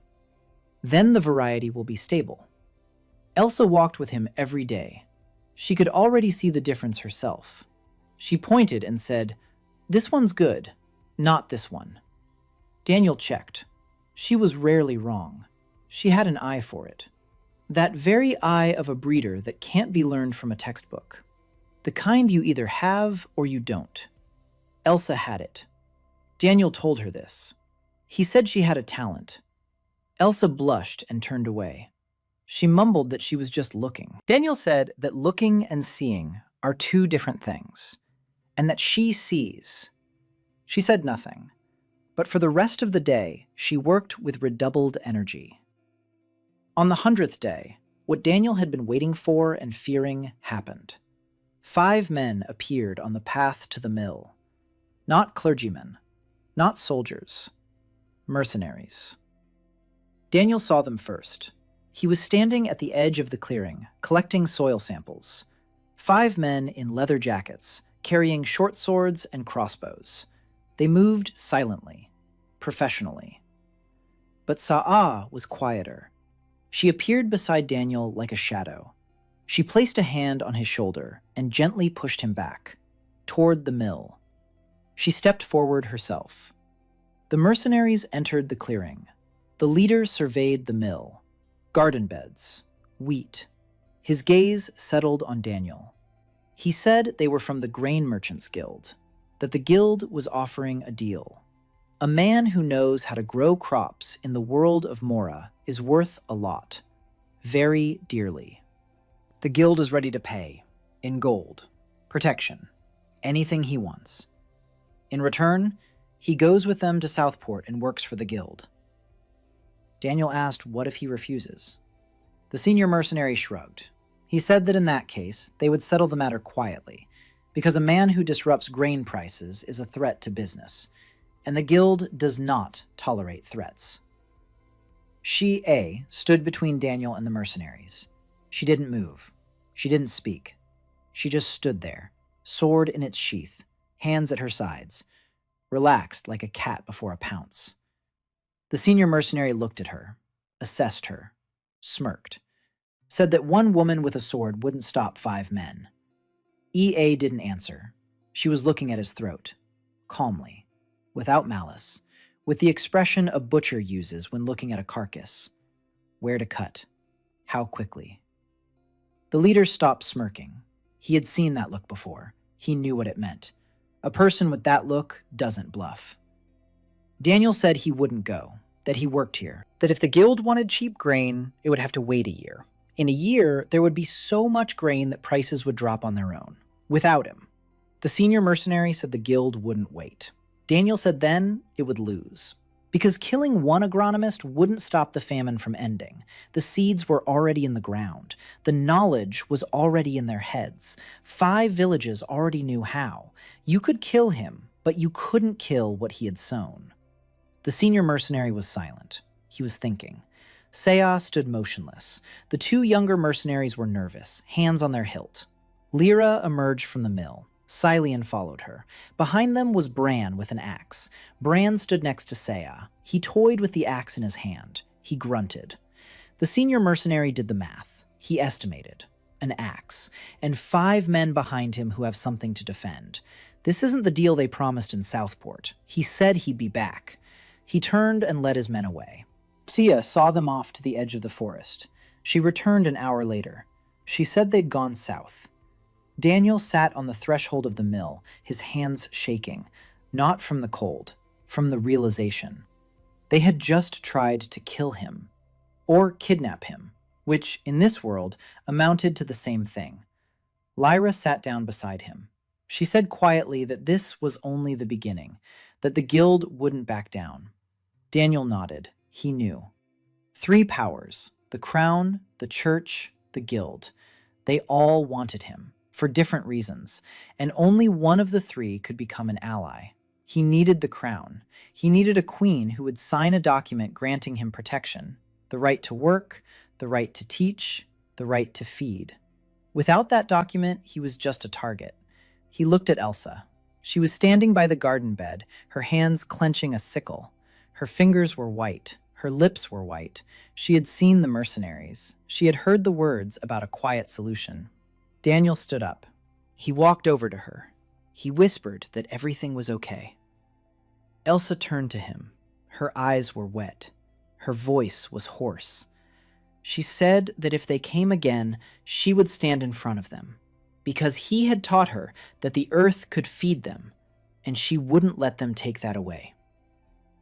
Daniel looked at her freckles, at her white-knuckled fingers gripping the sickle, at her tear-filled eyes. He said that no one would stand in front of anyone, that he would find another way, a way that didn't require bloodshed. Elsa looked at him. She didn't believe him, but she nodded. A month had passed since the mercenaries' visit. Daniel hadn't wasted a single day. He worked 14 hours a day, from dawn till dusk. The breeding plot, the main crops, training the people. He rushed back and forth between the mill and the villages, and every evening collapsed onto the straw like a dead man. The second wheat harvest on the main plot was approaching. The ears were filling out, heavy, full. The second generation wheat from their own seeds was weaker than the first harvest from the packet. He had expected this, split. But even weakened, it was 4 times better than the local varieties. And most importantly, it was clean. Not a spot of gray mold. On the breeding plot, he selected 23 plants out of 150, the best ones, the ones that retained the maximum traits of Cascade 12. Early maturity, thick stem, full ears, clean leaves. 23 out of 150. 15%. Not much, but this was only the second cycle. There would be more in the third, even more in the fourth. The mathematics of breeding are relentless but predictable. He carefully collected seeds from these 23 plants, each grain separately. He marked them, he hid them. This was his future, the future of all of Airvane, if he wasn't exaggerating. Elsa helped with the selection. She was already working independently. Daniel would give her a row and tell her to pick the best ones. She went through them. She marked them. He checked them. Out of her 10 choices, 8 matched his. 2 were debatable. Not a single mistake. He told her that in a year, she would be able to lead the selection process without him. Elsa looked at him fearfully. She asked why without him. Was he going somewhere? Daniel said no. But just in case. The world is dangerous. He might get sick. He might get hurt. Knowledge shouldn't live in just one head. Elsa said nothing, but he could see she understood, and that she didn't like it. A system began to take shape among the villages. Lyra went from place to place. Holmgreave, Upper Dal, Westmid, Olenau. She inspected the crops, corrected mistakes, taught. She turned out to be a natural teacher, patient and... The peasants listened to her better than they did to Daniel. She spoke their language, not in terms of words, but in terms of understanding. She knew how to explain why ash was needed, not through soil acidity, but through a simple image. The earth was tired and needed medicine. Ash was that medicine. Cillian wrote, every day. Her green table book was growing. Already 3 notebooks made of bound parchment, descriptions of varieties, planting methods, a work calendar, bed layouts. She systematized everything Daniel said, and everything Lyra added from her practical experience. Sometimes, at night, by candlelight, she wrote down other things, her thoughts, her observations, not about plants, about Daniel, about how he stands among the wheat and touches the ears, about how he explains things and his eyes light up, about how he talks to the earth, not out loud, with his hands. She wouldn't let anyone read those pages. She hid them in a separate bundle. But Lyra saw. Lyra saw everything. One evening, she sat down next to Cillian and quietly asked what she was writing. Cillian blushed and pressed the bundle to her chest. Lyra didn't press the issue. She just said quietly that she understood and left. Sa'a stood guard. Every night she patrolled the mill and the nearby forest, quietly, alone, a sword at her belt. She slept 2 or 3 hours a day, and that was enough for her. Daniel tried to get her to sleep more. She brushed him off. She said that on Goryo, guards only sleep when they die. Daniel said that was silly. Sa'a smiled and said, maybe, but she still wouldn't sleep. Once, Daniel asked her for a favor, not about protection. He needed poles for a new greenhouse, straight ones, all the same length, all the same thickness. He said she had the steadiest hand in the abbey. The word abbey just slipped out. He hadn't called the mill that yet, but that's how it came out. Sa'a looked at him, then she nodded. She went into the forest with her sword. She returned 4 hours later. 20 poles lay against the mill wall, each as straight as an arrow, each the same length. The cuts were clean, smooth. The sword cut through the wood more precisely than an axe. Daniel thanked her. Sa'a nodded and walked away. But he noticed. Her eyes were red. She had been cutting the poles for 4 hours and had been crying. Because for the first time in 2 years, her sword was needed for something other than killing. The greenhouse went up in 2 days, a frame of poles, covered with oiled cloth that Lyra had traded for a small bag of dried herbs in Crosstown. Inside the greenhouse, it was 5 or 6 degrees warmer. Daniel planted tomatoes there. Zarya 7, the most valuable packet after wheat. Tomatoes needed warmth, and Erwain was too cold for them in open ground. The greenhouse solved the problem. 25 packets remained. He was waiting for news from the crown. Marin Kalb had left 2 months ago, and since then there had been silence. Daniel didn't know if that was good or bad. Maybe the queen was thinking it over. Maybe the sack of flour had made an impression. Maybe not. He couldn't wait. On the 120th day, he made a decision. He needed a 6th village. Then a 7th. The network had to grow. Every new village meant not just mouths to feed, but hands to work. Every trained peasant was a multiplier. If one person taught 10, and each of those 10 taught 10 more, in a year there would be 1,000. In 2 years, 10,000. He sent Lyra and Elsa on a reconnaissance mission. 2 villages to the west, Briarwood and Unhaven. Both on the edge of North Earl Province. Both dying. Lyra returned in 3 days. She said there were 30 people left in Briarwood. The land is good. The water is clean. The people are desperate but alive, ready to listen to anyone who says they know how to save them. Elsa returned from Stonehaven. It's worse there. 17 people. The village elder died a month ago. No one is in charge. The fields are overgrown. But there's a south-facing slope by the stream that's perfect for potatoes. Daniel counted out 4 packets, 2 for each village. 21 packets. The box grew lighter with each one. He sent the seeds, with instructions, with people who already knew how. Holmgrave taught Upper Dole. Upper Dole taught Westmid. A chain. Each link passed the knowledge on. Daniel looked at the map on the mill wall and saw 7 dots, 7 green islands. Small, fragile, but connected to one another. On the 130th day, a letter arrived. ManhwaCapped had sent it via a passing merchant who didn't even know what he was carrying. A sealed parchment bearing the royal seal. Daniel broke the seal. He read slowly. The language was formal and flowery, but the gist was simple. Queen Regent Annalise Westmark invited him to the capital for a conversation. She did not order him. She invited him. That was important. An order would have meant soldiers and an escort. An invitation meant that the sack of flour had worked, that the queen wanted to talk, not to take. Attached to the letter was a note from Miran, informal, in small handwriting on the back.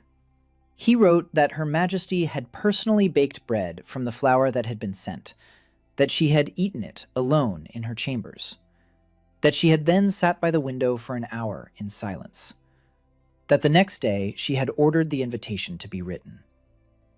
Daniel folded the letter. He looked at Sa'a. She was standing at the entrance and already understood. Daniel said he was going to the capital. Sa'a nodded. She said she was going with him. Daniel said he was taking Sa'a and Cillian. Sa'a as a guard, Cillian because he needed a literate person who could write and draft any document.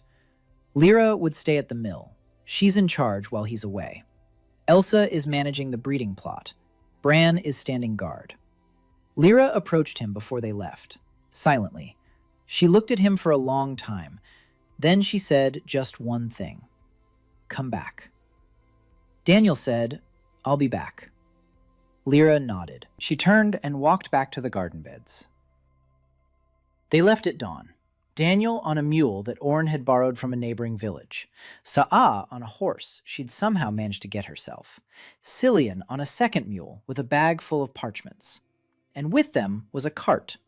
On the cart were sacks, flour, potatoes, carrots, and 200 bunches of radishes. Daniel wasn't taking a gift to the capital. He was taking proof. The capital of Westmark was called Kaldheim. Daniel saw it on the third day of the journey when the road climbed a hill and the city opened up below. Stone walls, towers, bridges across the river, thousands of rooftops. Beautiful. If you didn't look at the people. The people were gray, like the fields, thin, slow. Queues stretched along the streets to the bakeries. Daniel counted 4 such lines as they rode toward the castle. A guard stood at every bakery. People received a single piece of bread, gray, heavy, made from that very same husk they ground and baked, forcing themselves to believe it was food. Cillian watched the lines, and her fingers clenched the edge of her cloak. She had grown up in a monastery and had never seen city hunger.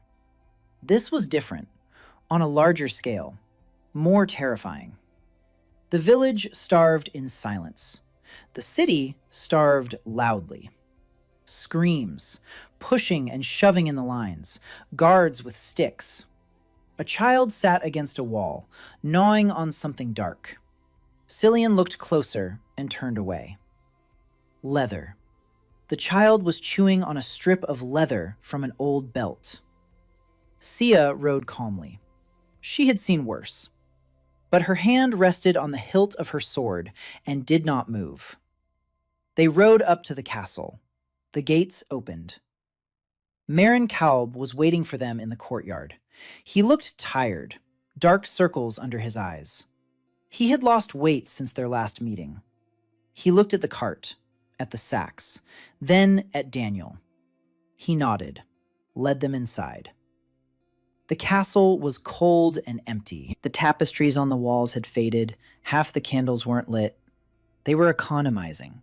Even the crown was economizing. They were led into a hall, a large one, stone, a long table in the middle. 3 people sat at the table, a woman in the center. To her right, a gray-haired man in a robe. To her left, a soldier with a bandaged arm. The woman in the center was young, 24 years old, pale, slender hands resting on the armrests of her chair. A simple dark dress without adornments. The crown on her head was small and dull, but her back was straight. Her chin was lifted. Her eyes were gray and attentive, like a winter morning. Annalise Westmark, Queen Regent. Daniel stood before the table. He bowed, not deeply, enough to show respect, not enough to show submission. Annalise looked at him in silence. 10 seconds. 20. She studied him as he had studied the field, intently, systematically. Then she said she had baked the bread from his flour herself, that she hadn't trusted the cooks, that she had kneaded the dough with her own hands. She raised her palms and showed him, slender fingers, white skin, but under her fingernails he saw traces of flour. She hadn't washed them off completely, on purpose, so he would see. She said that this bread was the first white bread in Kaldheim in 2 years. A gray-haired man in a robe coughed. It was Chancellor Rolf Ashen. He said that bread was nice, but they weren't here for pleasantries. They were here to understand what this man was capable of and what he wanted. The soldier with the bandaged arm nodded. It was Marshal Connor Grant. He said that the Northern Earl was starving, that the province had lost a third of its population in 3 years, that caravans from the south were being robbed on the roads, that there was only 2 months' worth of grain left. He wanted to know one thing. Could Daniel feed the Northern Earl? All of them. 200,000 people. Daniel was silent. He was counting in his head. 200,000. At a minimum ration of half a kilo of grain per person per day, that's 100 tons of grain a day. 36,000 tons a year.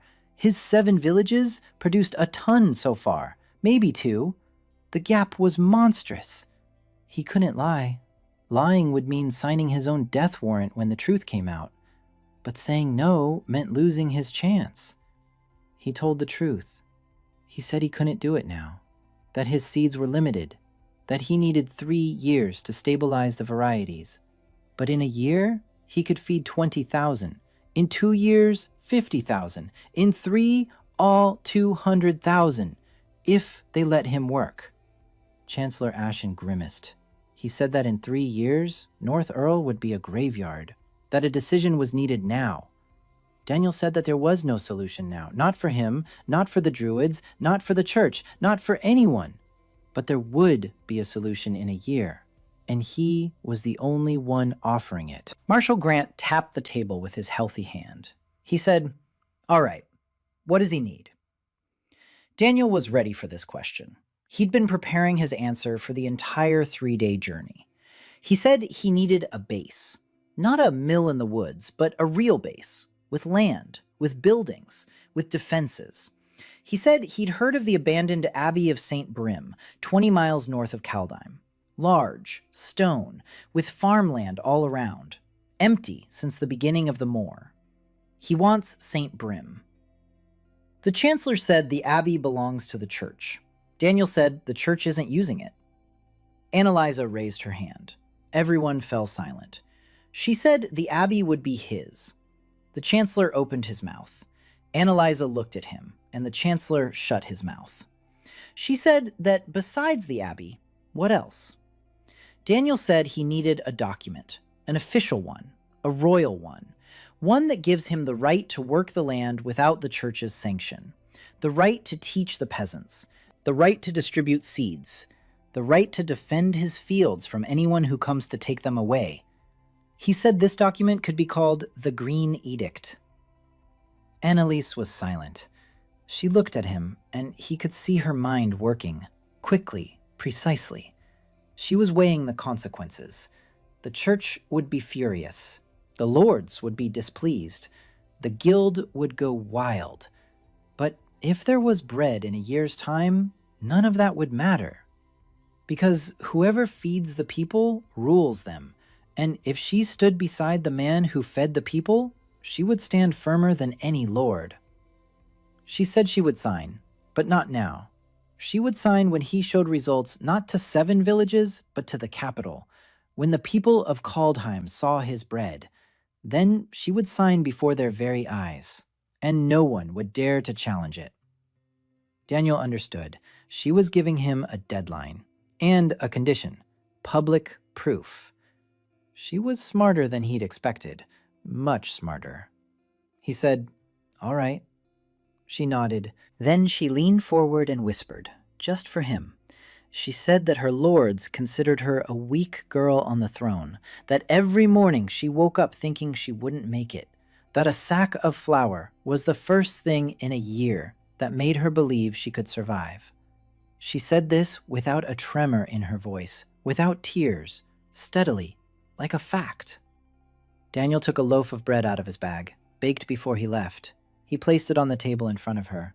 He said this bread was baked in a village where a year ago they were eating grass, that if she signed the edict, in a year's time it would be like this in every village of her kingdom, that he was giving her not flattery, but a tool. Annalisa looked at the bread, at his hands that had placed this bread there, at his face. She reached out and touched the crust with her fingertips. It was still warm. Marin had wrapped it in a cloth before the meeting. She said quietly that she believed him and that he would receive the abbey in a week. They left the hall. Cillian walked beside them, scribbling in a notebook. She wrote down every word, every gesture, every pause. Sea walked behind them, silent. As they exited the castle, Marin caught up with them. He pulled Daniel aside. He said quietly that a man to be feared was heading north. Inquisitor Calder Morn, Senior Inquisitor of the Church of the Bright Mother. He already knows about Daniel. He's traveling with 24 purifiers, and he's not the type to talk. Daniel asked how long it would take. Marin said 2 months, maybe 3. It depends on the roads. Daniel nodded. 2 months. That would be enough for him. It had to be enough. They spent the night at the castle. In the morning, they set out again. A parchment bearing the royal seal now lay on the cart. A temporary charter for St. Brim Abbey. Not an edict, but a start. On the way home, Celine quietly asked him if he was afraid of the Inquisitor. Daniel looked at the road ahead. Gray. Empty. He said he was afraid, but not of the Inquisitor. He was afraid he wouldn't make it in time. Chapter summary. Daniel met with Queen Annalisa in the capital of Kaldheim and agreed to receive St. Brim Abbey. Annalisa promised to sign the Green Edict publicly once Daniel presented the results to the capital. Marin warned that the Inquisitor Calder Morn was heading the north with a detachment of purifiers. Daniel has 2 or 3 months. St. Brim Abbey stood on the hill like a stone fist. Massive. Gray. With thick walls and a caved-in roof over the west wing. Fields lay around it. Abandoned. Gray. But Daniel looked at them and saw something else. He saw soil. Dark. Deep. For centuries, the monks had fertilized this land. Compost. Manure. Ash. They didn't know the word humus, but they had created it. Even 3 years of the gray mold hadn't killed this soil completely. It was sleeping, waiting. Daniel knelt down at the edge of the nearest field. He scooped up a handful of soil, rubbed it between his fingers, sniffed it. Better than at the mill, much better. pH around 6, almost neutral. Loose structure, earthworms. He saw an earthworm in a clump of soil and almost laughed. Worms meant life, meant the soil wasn't dead, meant they could work here. He stood up and turned around. The whole team was standing behind him. Lyra, Elsa, Cillian, Saa, Bran, Finn. Orin had come too. The old man stood leaning on his cane, looking at the abbey, then at Daniel, then at the fields. He said quietly that it was beautiful here. Daniel nodded. It was beautiful here. And there would be a school here. The first week was spent getting settled. Bran oversaw the repairs. He found 3 masons and 2 carpenters among the refugees who were flocking to the abbey. People came every day, one by one, in pairs, in families. They had heard. Rumors of the Green Man had spread throughout Northern Earl. People came to him as their last hope. Daniel couldn't take everyone in. It broke his heart, but he couldn't. Every extra mouth to feed meant supplies were dwindling faster. He set a rule. Whoever comes must work. No work, no food. Not out of cruelty. It was simple math. If 100 people eat and 20 work, the food will run out in a month. If 100 people eat and 100 work, the food will never run out. He organized work crews. One repaired the walls, another cleared the fields, a third dug a well, a fourth built greenhouses, a fifth prepared compost. Lyra led the women, gathering herbs, preparing decoctions, treating the sick. And there were many sick people. Scurvy, rickets, night blindness, skin ulcers from vitamin deficiency. Lyra walked among the beds set up in the east wing and handed out carrot juice and herbal infusions. Silene recorded the symptoms and treatments, every case, every dose, every result. The green table book was turning into a medical reference. Elsa took charge of the fields. She laid out the garden beds with a precision that amazed Daniel. Even, parallel, spaced just right. She commanded men twice her age and 3 times her weight, and they obeyed. Not because she was Oren's daughter, because she knew what she was doing, and they could see it. Daniel launched a large-scale planting. All the remaining packets went into the ground. 21. He counted every one. Wheat in the main field, potatoes on the northern slope, carrots and beets in the greenhouses, peas along the abbey walls, cabbage in the beds by the well, Zarya 7 tomatoes in the 4 large greenhouses Bran had built, radishes in the quick-grow beds for immediate human consumption. He left himself 0 packets. Everything is in the ground. Everything is on the line. Now his only reserve is the seed stock from the breeding plots. The 3rd generation of wheat from 23 selected plants. He planted them on a separate plot behind the abbey wall, fenced it off, locked it up. No one but him and Elsa had access there. It was the holy of holies, the future of the Homegrave 1 variety. If this crop yields at least 30% stable plants with the desired traits, he's on the right track. If less than 20, he would need another cycle. And there might not be time for another cycle. At the same time, Daniel set about the task he had been putting off: canning. He knew the theory: sterilization in boiling water, airtight sealing, storage in a cool place. The problem was the containers. He needed glass jars. Glass existed in Airwain, expensive, fragile, cloudy, but it existed. He sent Mirin Kalb, who now came every 2 weeks with messages from the Queen, to the glassmaker in Kaldheim. An order for 200 wide-mouthed jars with ground-in lids. The glassmaker quoted a price that made Mirin turn pale. Annalisa paid for it out of her own pocket, without explaining it to the treasurer. While the jars were being made, Daniel taught Lyra and Cillian. He showed them how to make tomato sauce, how to braise meat until tender, how to sterilize the jars with boiling water, how to fill and seal them so that no air got inside. Cillian wrote down every step. Lyra tried it out. The first 10 jars burst from the temperature shock. Daniel made adjustments. He showed them how to heat the jar gradually. The next 10 held up. They began canning. The Zarya 7 tomatoes were the first to ripen. Red, large, juicy, the size of an adult man's fist. Bran took one in his hand and twirled it like a curiosity. He had never seen a tomato. They didn't have them on the Airwain. It was a new vegetable, a new taste, a new world on the tongue. Daniel cut the tomato in half and let everyone try it.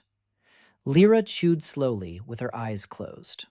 Cillian took a bite and her eyebrows shot up. Sa'a tasted it and nodded, briefly, approvingly. Finn ate a whole one and asked for more. Elsa took a bite and juice ran down her chin. She wiped it with her hand and laughed. Daniel looked at her, at the juice on her chin, at her laughter, at her freckles. Then he turned away, down to business. They canned every day. Tomatoes, cucumbers that had grown from the seeds in the 3rd packet, stewed meat that Sa'a had hunted in the forest, Each jar was sealed and carried down to the abbey cellar. Daniel counted. 1 jar was 1 serving for 2 people. 200 jars was 400 servings. Not enough. Insignificantly little for what he was planning. But he wasn't planning to feed the entire northern Earl with these jars. He was planning something else. He was planning a miracle. A small, man-made, controllable miracle. On the 170th day, he was informed that people in gray robes had appeared on the southern road. Many of them, 24. With them were horsemen, Inquisitor Calder Morn. Sooner than Mirren had predicted. A month earlier. Daniel stood on the abbey wall and looked south. A gray ribbon of road, dots on it, approaching. Sa'a stood beside him, her hand on her sword. Daniel told her that swords wouldn't help. 20 purifiers aren't the same as 5 mercenaries, and the church stands behind them. Killing the Inquisitor means war with the church. They can't afford that. Sa'a asked, "What then?" Daniel looked at the fields surrounding the abbey. Green. The wheat stood like a wall. Potato tops darkened on the northern slope. Tomatoes blushed in the greenhouses. He said he had 1 day to prepare. He climbed down from the wall and began giving orders, quickly, clearly. Everyone had their own task. Elsa was gathering wheat from the nearby field, all of it, down to the last ear. Lyra was preparing the kitchen. Silian was preparing documents. Bran and the men were building tables in the abbey courtyard, long ones, made of planks and trestles, as many as would fit. Sa'a was to stand at the gate and not get in the way, just stand there, with a sword, in silence. Let them see that he was not defenseless, but not a threat either. The abbey stayed awake all night. They ground grain on hand mills. They kneaded dough. They baked. Lyra and Silian and 10 women stood by the ovens. Loaf after loaf, round, golden, plump. The smell of bread wafted over the abbey and drifted into the night. By morning, rows of fresh bread lay on long tables in the courtyard. 200 loaves. Beside them stood baskets of tomatoes, with carrots, with potatoes, with radishes. The abbey courtyard looked like a banquet hall. Amidst a gray, hungry world, Daniel stood in the middle of it all and waited. Calder Morn rode through the abbey gates at dawn, tall, lean, a face carved from stone, eyes dark and deep, gray hair cut short.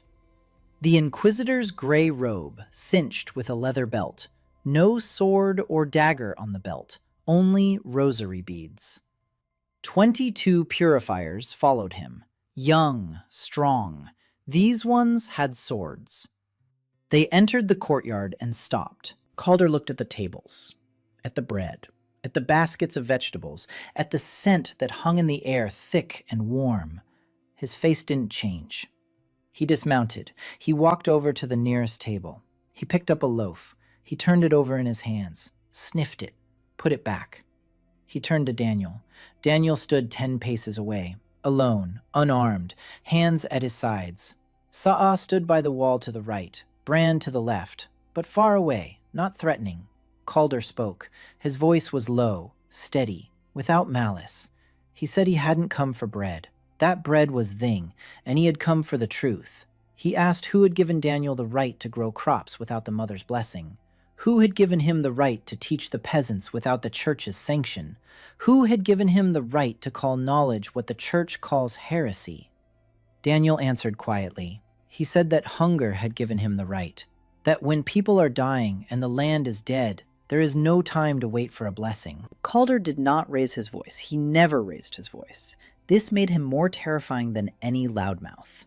He said that hunger was a trial, that the Bright Mother had sent the Grey Plague not to kill, but to purify, that people should pray and repent, not run to a stranger with a sack of seeds, that Daniel was replacing faith with knowledge, and thereby taking away the only thing the people had left, their hope in the Mother.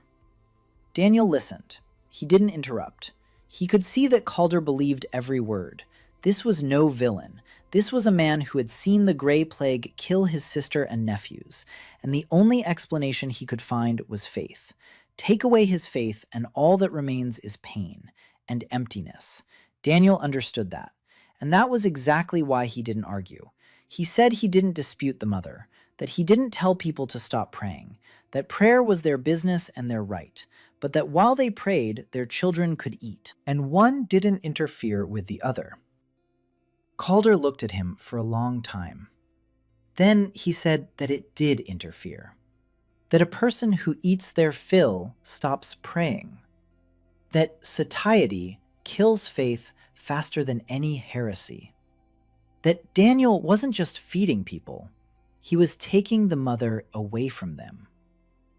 Daniel remained silent, because there was a grain of truth in Calder's logic. Well-fed people do pray less often than the hungry. That was true on Earth, too. But it didn't follow that people should go hungry. They stood facing each other, the Inquisitor and the agronomist. The courtyard smelled of bread and was silent. The purifiers stood in formation. Daniel's team stood along the walls. Between them lay tables laden with food. Calder said he would take Daniel to Kaldheim for a church trial. The court would decide. If the mother was on his side, he would be acquitted. If not, he would be purified by fire. Daniel nodded.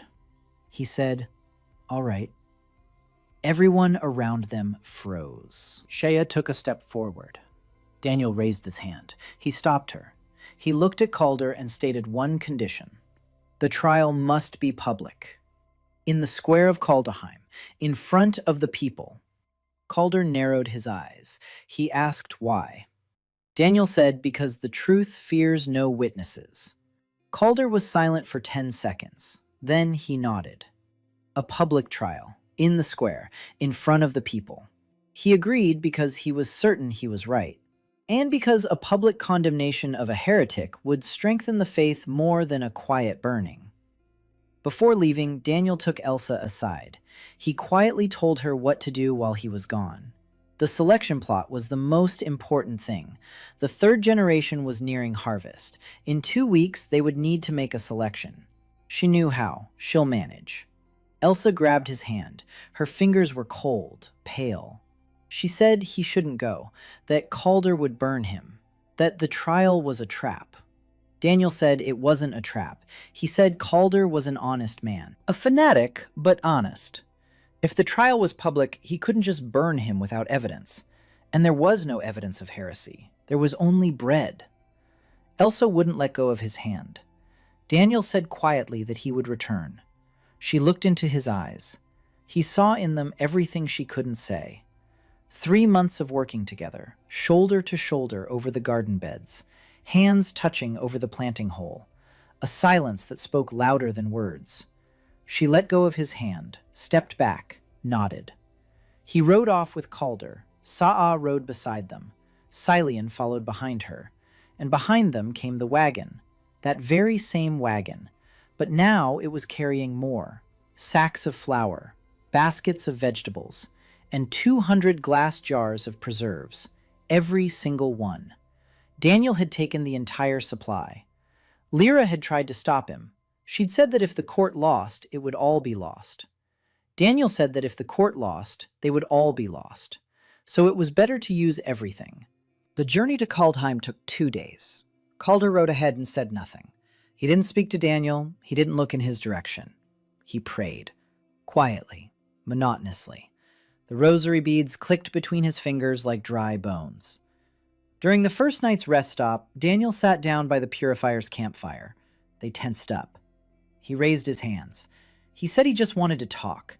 He asked the senior purifier how long it had been since he'd eaten white bread. The purifier said nothing. Daniel took a loaf out of his bag, broke it in half, held it out. The purifier looked at the bread, at Daniel, at Calder, who sat off to the side and prayed. Then he took it, took a bite, chewed, closed his eyes. Other purifiers sat nearby, young men, hungry, all of them hungry. 3 years of famine had spared not even the church. Daniel handed out the bread, a piece to each. Silence, without a word. Calder saw it. He didn't stop it, but his rosary beads clicked faster. Kaldheim greeted them with rain, gray and cold. The square was ready. mercenary had made sure of it. A platform in the center, benches for the judges, a place for the accused, and thousands of people. They stood in the rain and waited, thin, gray, with wide eyes. Daniel remembered the girl who was chewing on her belt. He remembered the lines at the bakeries. He remembered Annalise's face as she touched the crust of the bread with her fingertips. He stood on the platform and looked at the crowd. Thousands of faces, thousands of hungry faces, and he knew he had brought enough. The trial began at noon. The rain had stopped. A pale sun broke through the clouds. Calder Morn stood on the platform and spoke. He spoke for an hour. His voice was steady and strong. He spoke of the Light Mother, about her will, about the gray sea as a purification, about the pride of people who decided they could do without prayer, about the stranger who came from who knows where with unknown seeds and unknown knowledge, about how knowledge without faith is poison, about how bread baked without a blessing is poison for the soul. He spoke beautifully, convincingly. Every word fell on the crowd like a stone. People listened, they nodded. Many of them believed. 3 years of prayers had seeped into their bones. For 3 years they had been told to endure, and the mother would save them. And here stood a man saying the same thing, loudly, confidently, with the authority of the Inquisitor behind him. Daniel listened and did not interrupt. He stood on the platform with his hands bound. Calder insisted. The accused must be bound. Tradition. Seah stood at the foot of the platform, her hand on the hilt, her eyes on the purifiers. Cillian sat in the front row and took notes, every word. Annalisa watched from the castle balcony. Chancellor Ashen and Marshal Grant stood beside her. She did not intervene. She could not. The Inquisition was outside the Crown's jurisdiction, but she was here, and that meant she was watching and waiting. Calder finished. He turned to Daniel. He said the accused had the right to speak. Daniel looked at the crowd. Thousands of faces, hungry, waiting. He could speak. He could present arguments. He could explain about nitrogen and phosphorus, about breeding and crop rotation, about fungi and resistance. He could have spoken for an hour like Calder. But they wouldn't have understood. Not because they were stupid, because they were hungry. A hungry person doesn't hear words. They hear only the smell of food. Daniel didn't say a word. He looked at Sa'a and nodded. Sa'a whistled. From the alley behind the square, the very same one. The crowd parted. The cart drove into the square and stopped by the platform. Lyra jumped down from it. Elsa followed her. Daniel blinked. He hadn't expected Elsa. She was supposed to stay at the selection site. But she was here. She'd come on her own. She couldn't stay. Lyra and Elsa began unloading sacks from the cart. Baskets, jars. They arranged everything on the long tables that Marin had set up in advance around the edges of the square. They took bread out of the sacks, vegetables from the baskets, tomatoes, carrots, potatoes. They poured tomato sauce and stewed meat from the jars into bowls. The smell wafted across the square. Warm, rich, unbelievable. The crowd stirred. 1,000 hungry people turned their heads at once, toward the tables, toward the bread, toward the scent. And Silene jumped down from the cart. She stood in the square in her nun's habit, pale, slender, with ink-stained fingers. And she began to hand out bread into everyone's hands. A warm loaf, fresh, plump, white. The very same Silene who had fled the church, the very same novice they had wanted to burn. She stood in the square in the habit of the bright mother and handed out bread. Lyra stood next to her, the widow of the burned herbalist. She handed out tomatoes, red, juicy, to everyone's hands. Elsa stood nearby, a farmer's daughter, hands in the soil. She handed out potatoes, hot, boiled, flaky. People took them and couldn't believe it. They held them to their noses, sniffed, then bit into them, and the square began to eat. Quietly. Quietly at first, then louder. Then the square began to cry. An old woman in the front row, small, hunchbacked, in a gray shawl. She took a loaf with both hands, pressed it to her face, sniffed it, then took a bite, chewed. White bread. For the first time in 3 years. Tears ran down her wrinkles and fell onto the crust. She chewed and cried, and it was so quiet and so loud at the same time that the square froze. Daniel turned to Calder. The Inquisitor stood there, looking at the old woman. His face. Daniel remembered that face. Stony, unmoving. But the eyes. Something was breaking in Calder's eyes. Slowly, painfully, like ice on a river on the first day of spring. A crack that cannot be stopped. Daniel spoke, quietly, just for Calder. He said that if this was heresy, then let the Bright Mother take the bread from their hands right now. If not, then let them eat. Calder didn't answer. He looked at the old woman. She had finished her loaf and reached for a second one. Her hands were shaking. A child stood next to her, a boy of about 5. He was eating a tomato, and red juice was running down his shirt. He didn't know what it was. He just ate and laughed, because it tasted good. Calder Morn slowly stepped down from the platform. Every step was heavy, as if his legs were carrying him against his will. He approached the old woman. She looked up at him. There was no fear in her eyes, only tears, and breadcrumbs on her lips. Calder dropped to one knee, not before Daniel, before her, before the old woman holding a loaf of bread. He raised his hand and made the sign of the cross on her forehead, slowly, as he had done 1,000 times, but for the first time in 3 years, not with words of repentance, with words of blessing. The square was silent. 1,000 people, not a sound, only the wind, and the smell of bread. Calder stood up. He turned toward the platform. He looked at Daniel. For a long time. Then he said the trial was over, that the charges were dropped, that this man was not a heretic. The purifiers behind him exchanged glances.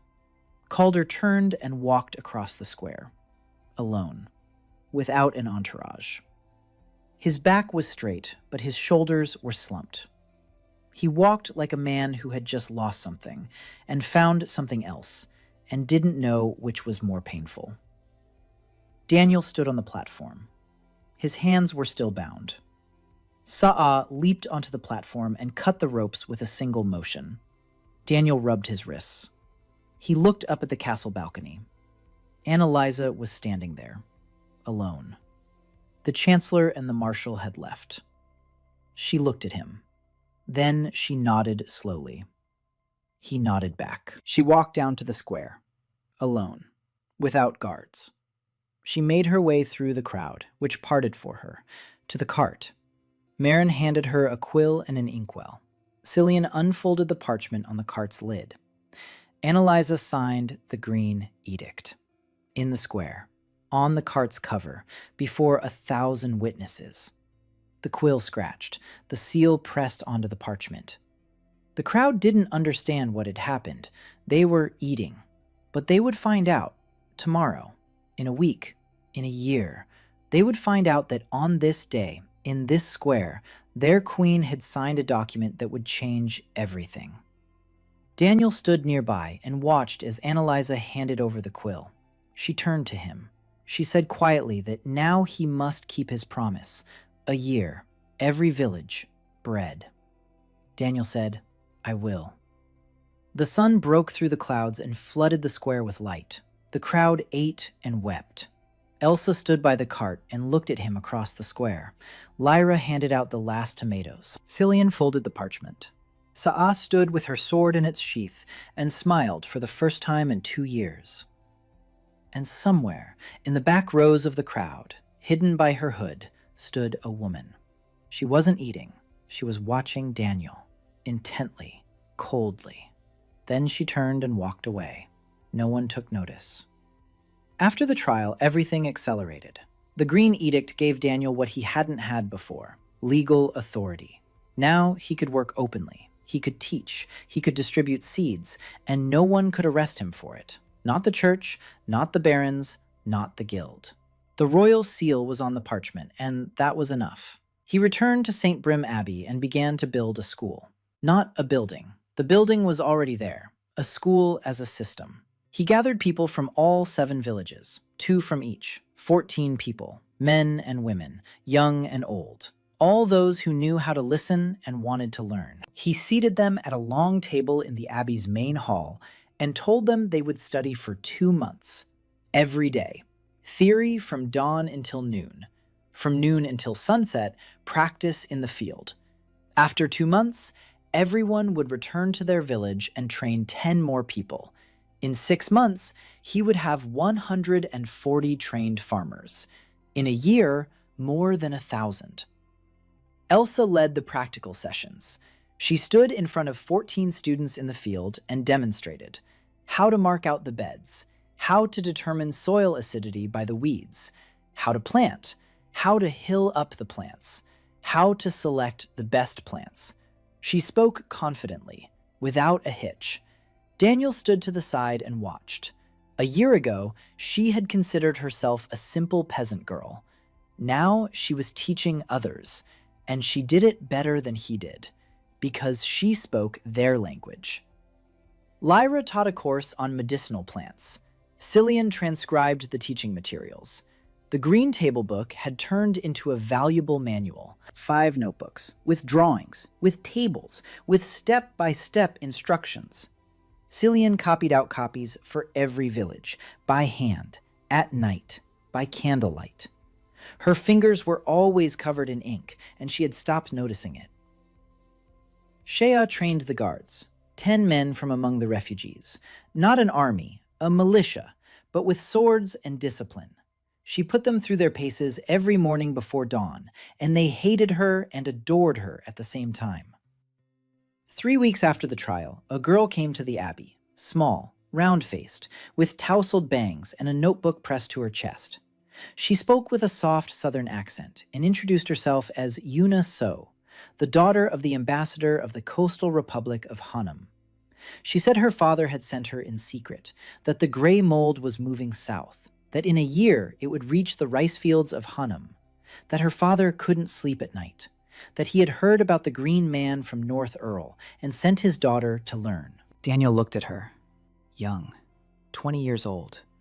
The notebook in her hands was open, and she was already taking notes. He hadn't said a word yet, and she was already writing. He asked what she had brought with her.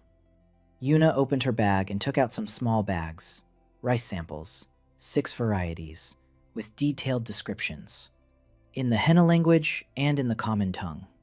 Each variety listed its region of origin and cultivation characteristics. Daniel took one small bag. He poured a handful of grains into his palm, long, thin, white. He rolled them between his fingers, sniffed them, rubbed one between his fingers. Starchy, dense, good genetics. He asked Yuna if their rice was diseased. She said not yet, that gray mold hadn't reached them yet, but the spores were getting closer. Daniel thought, rice. He didn't specialize in rice. Wheat and tomatoes were his field. But he knew the basic genetics of grains, and he knew one thing that Yuna didn't. Rice, by its very biology, had a natural resistance to fungi of the Fusarium class. Gray mold was the closest to Fusarium in terms of the type of infection. If his hunch was correct, the rice varieties from Hanum might be nearly immune to the mold. Moreover, if he crossed the resistance traits from rice genetics with his wheat through proper selection, he could enhance the resistance of the new varieties. Not directly. Rice and wheat do not crossbreed, but through an understanding of the mechanisms, through parallel breeding. By studying why one species is resistant and another is not. He looked at Yuna and told her what changed her expression. He said that her rice was nearly immune to gray mold, that they didn't need to save it. that they needed to understand why it was resistant and apply that principle to wheat. That she had brought him not a problem, but a solution. Yuna looked at him. Her lips trembled. Her eyes filled with tears. She pressed the notebook to her chest and cried, quietly, out of relief. 2 months on the road, fear for her homeland, her father's sleepless nights, and one man says that everything will be fine, that the answer is already in her hands.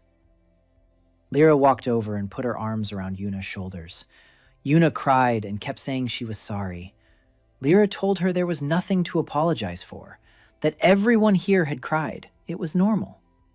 Yuna joined the team that very day. She worked like a woman possessed. She wrote everything down, every word Daniel said, every observation Lyra made, every lesson from Elsa, notebook after notebook. She could talk for 2 hours about the differences between rice varieties, and Daniel listened because her chatter contained nuggets of knowledge he himself lacked. Meanwhile, the 3rd generation of wheat in the breeding plot had ripened. Daniel and Elsa inspected every plant. Of the 230 seedlings, 71 met the criteria, 30%.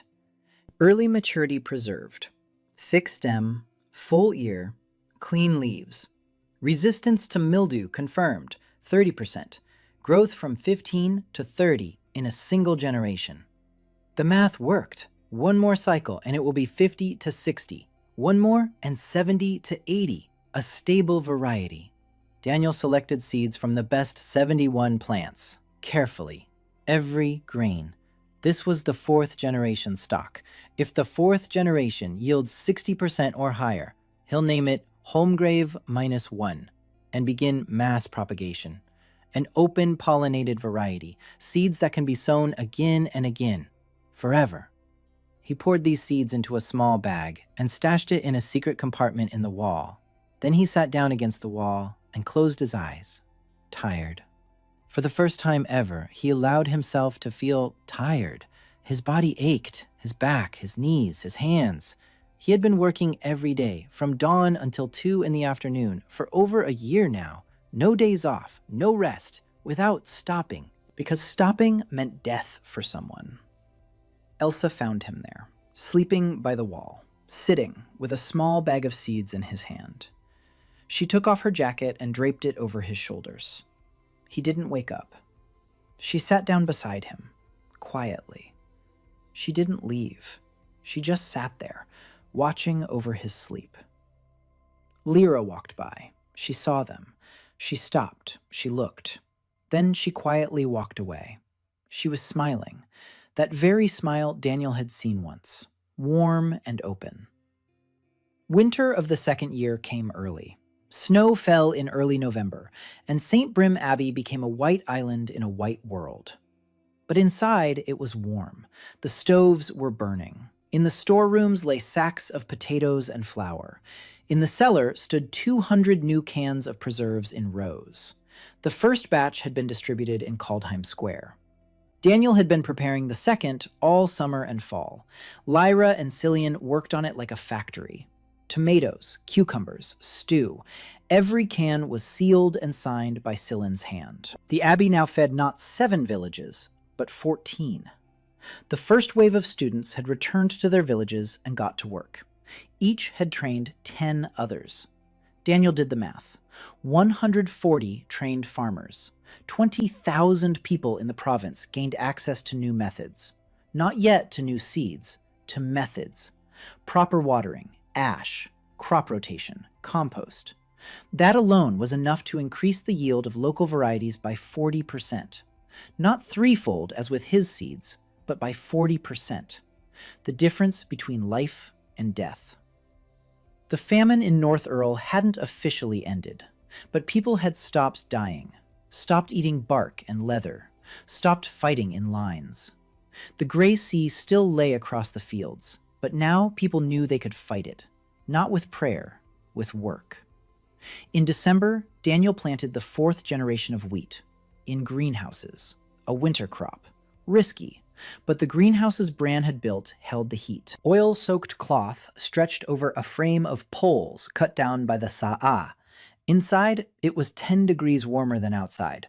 The wheat sprouted a week later. It grew more slowly than in the summer, but it grew. By February, he saw the results. Of the 180 plants, 112 met the criteria, 62%. Daniel stood in the greenhouse and counted. He recounted them. He counted again. 62. Not 50, not 40, 62. The mathematics of breeding had not failed him. A jump from 30 to 62 in a single generation. He sat right down on the ground between the rows. His hands were shaking, not from the cold, from what he had realized. One more cycle. One. The spring planting of the 5th generation would yield 80 or more. This was a stable variety. This was Homegrave 1.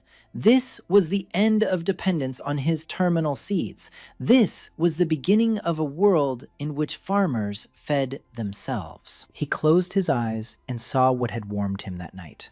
The old woman in the distant village. She has so many carrots, she doesn't know who to give them to. Elsa walked into the greenhouse and saw him on the ground. She was startled. She ran over. He opened his eyes, looked up at her, said 2 words. 62. Elsa didn't understand. Then she did. Her eyes filled with tears. She sat down next to him on the ground, right in the mud. They sat side by side among the green wheat in the winter greenhouse and were silent.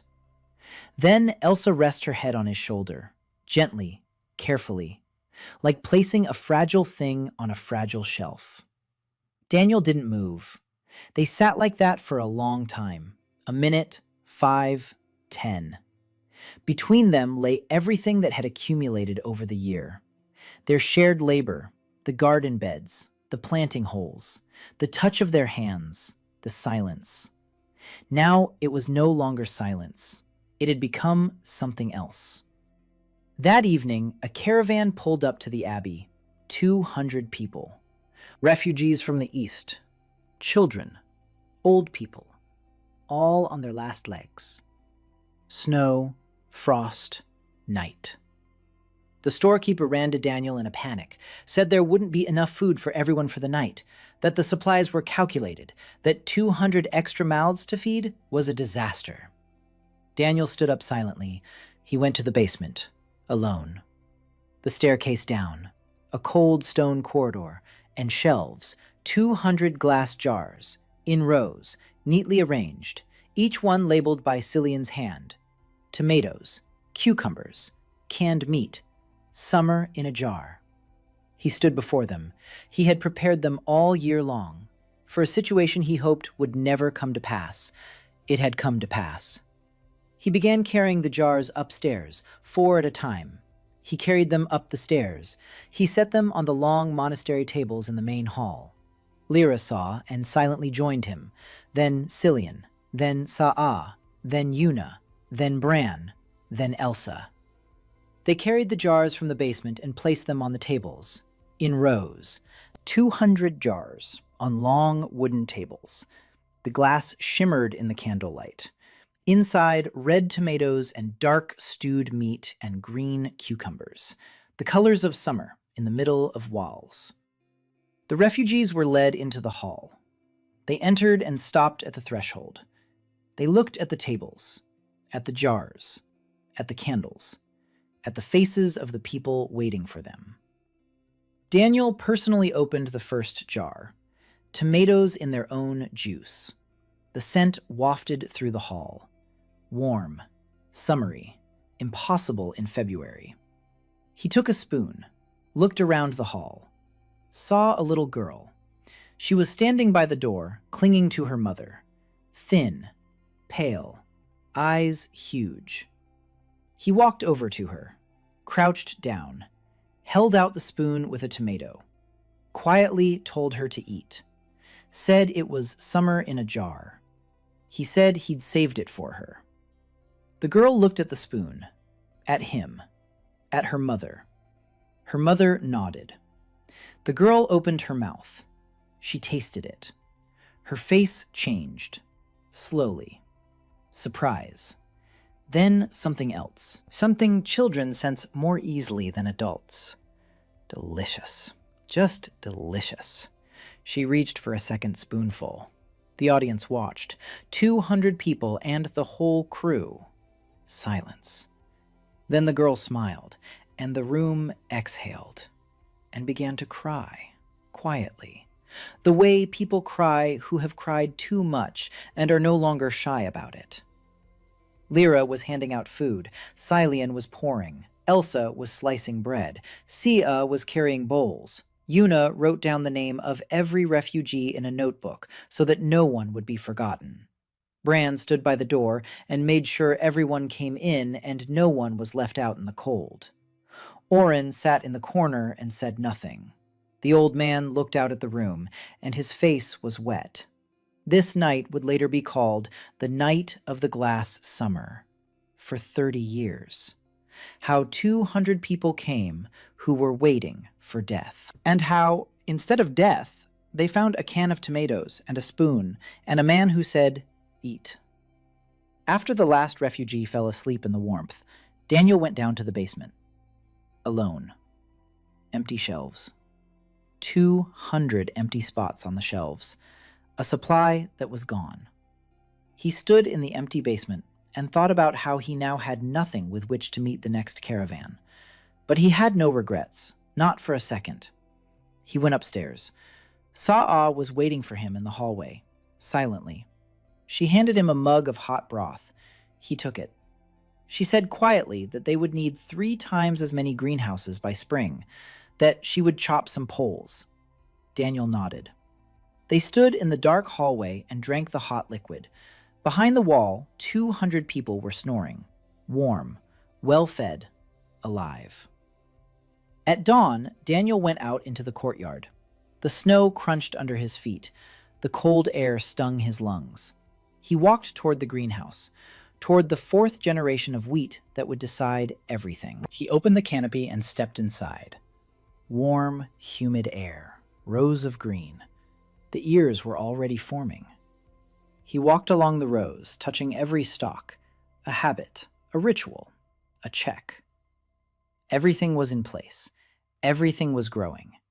In the spring, he would sow the 5th generation and obtain a stable variety.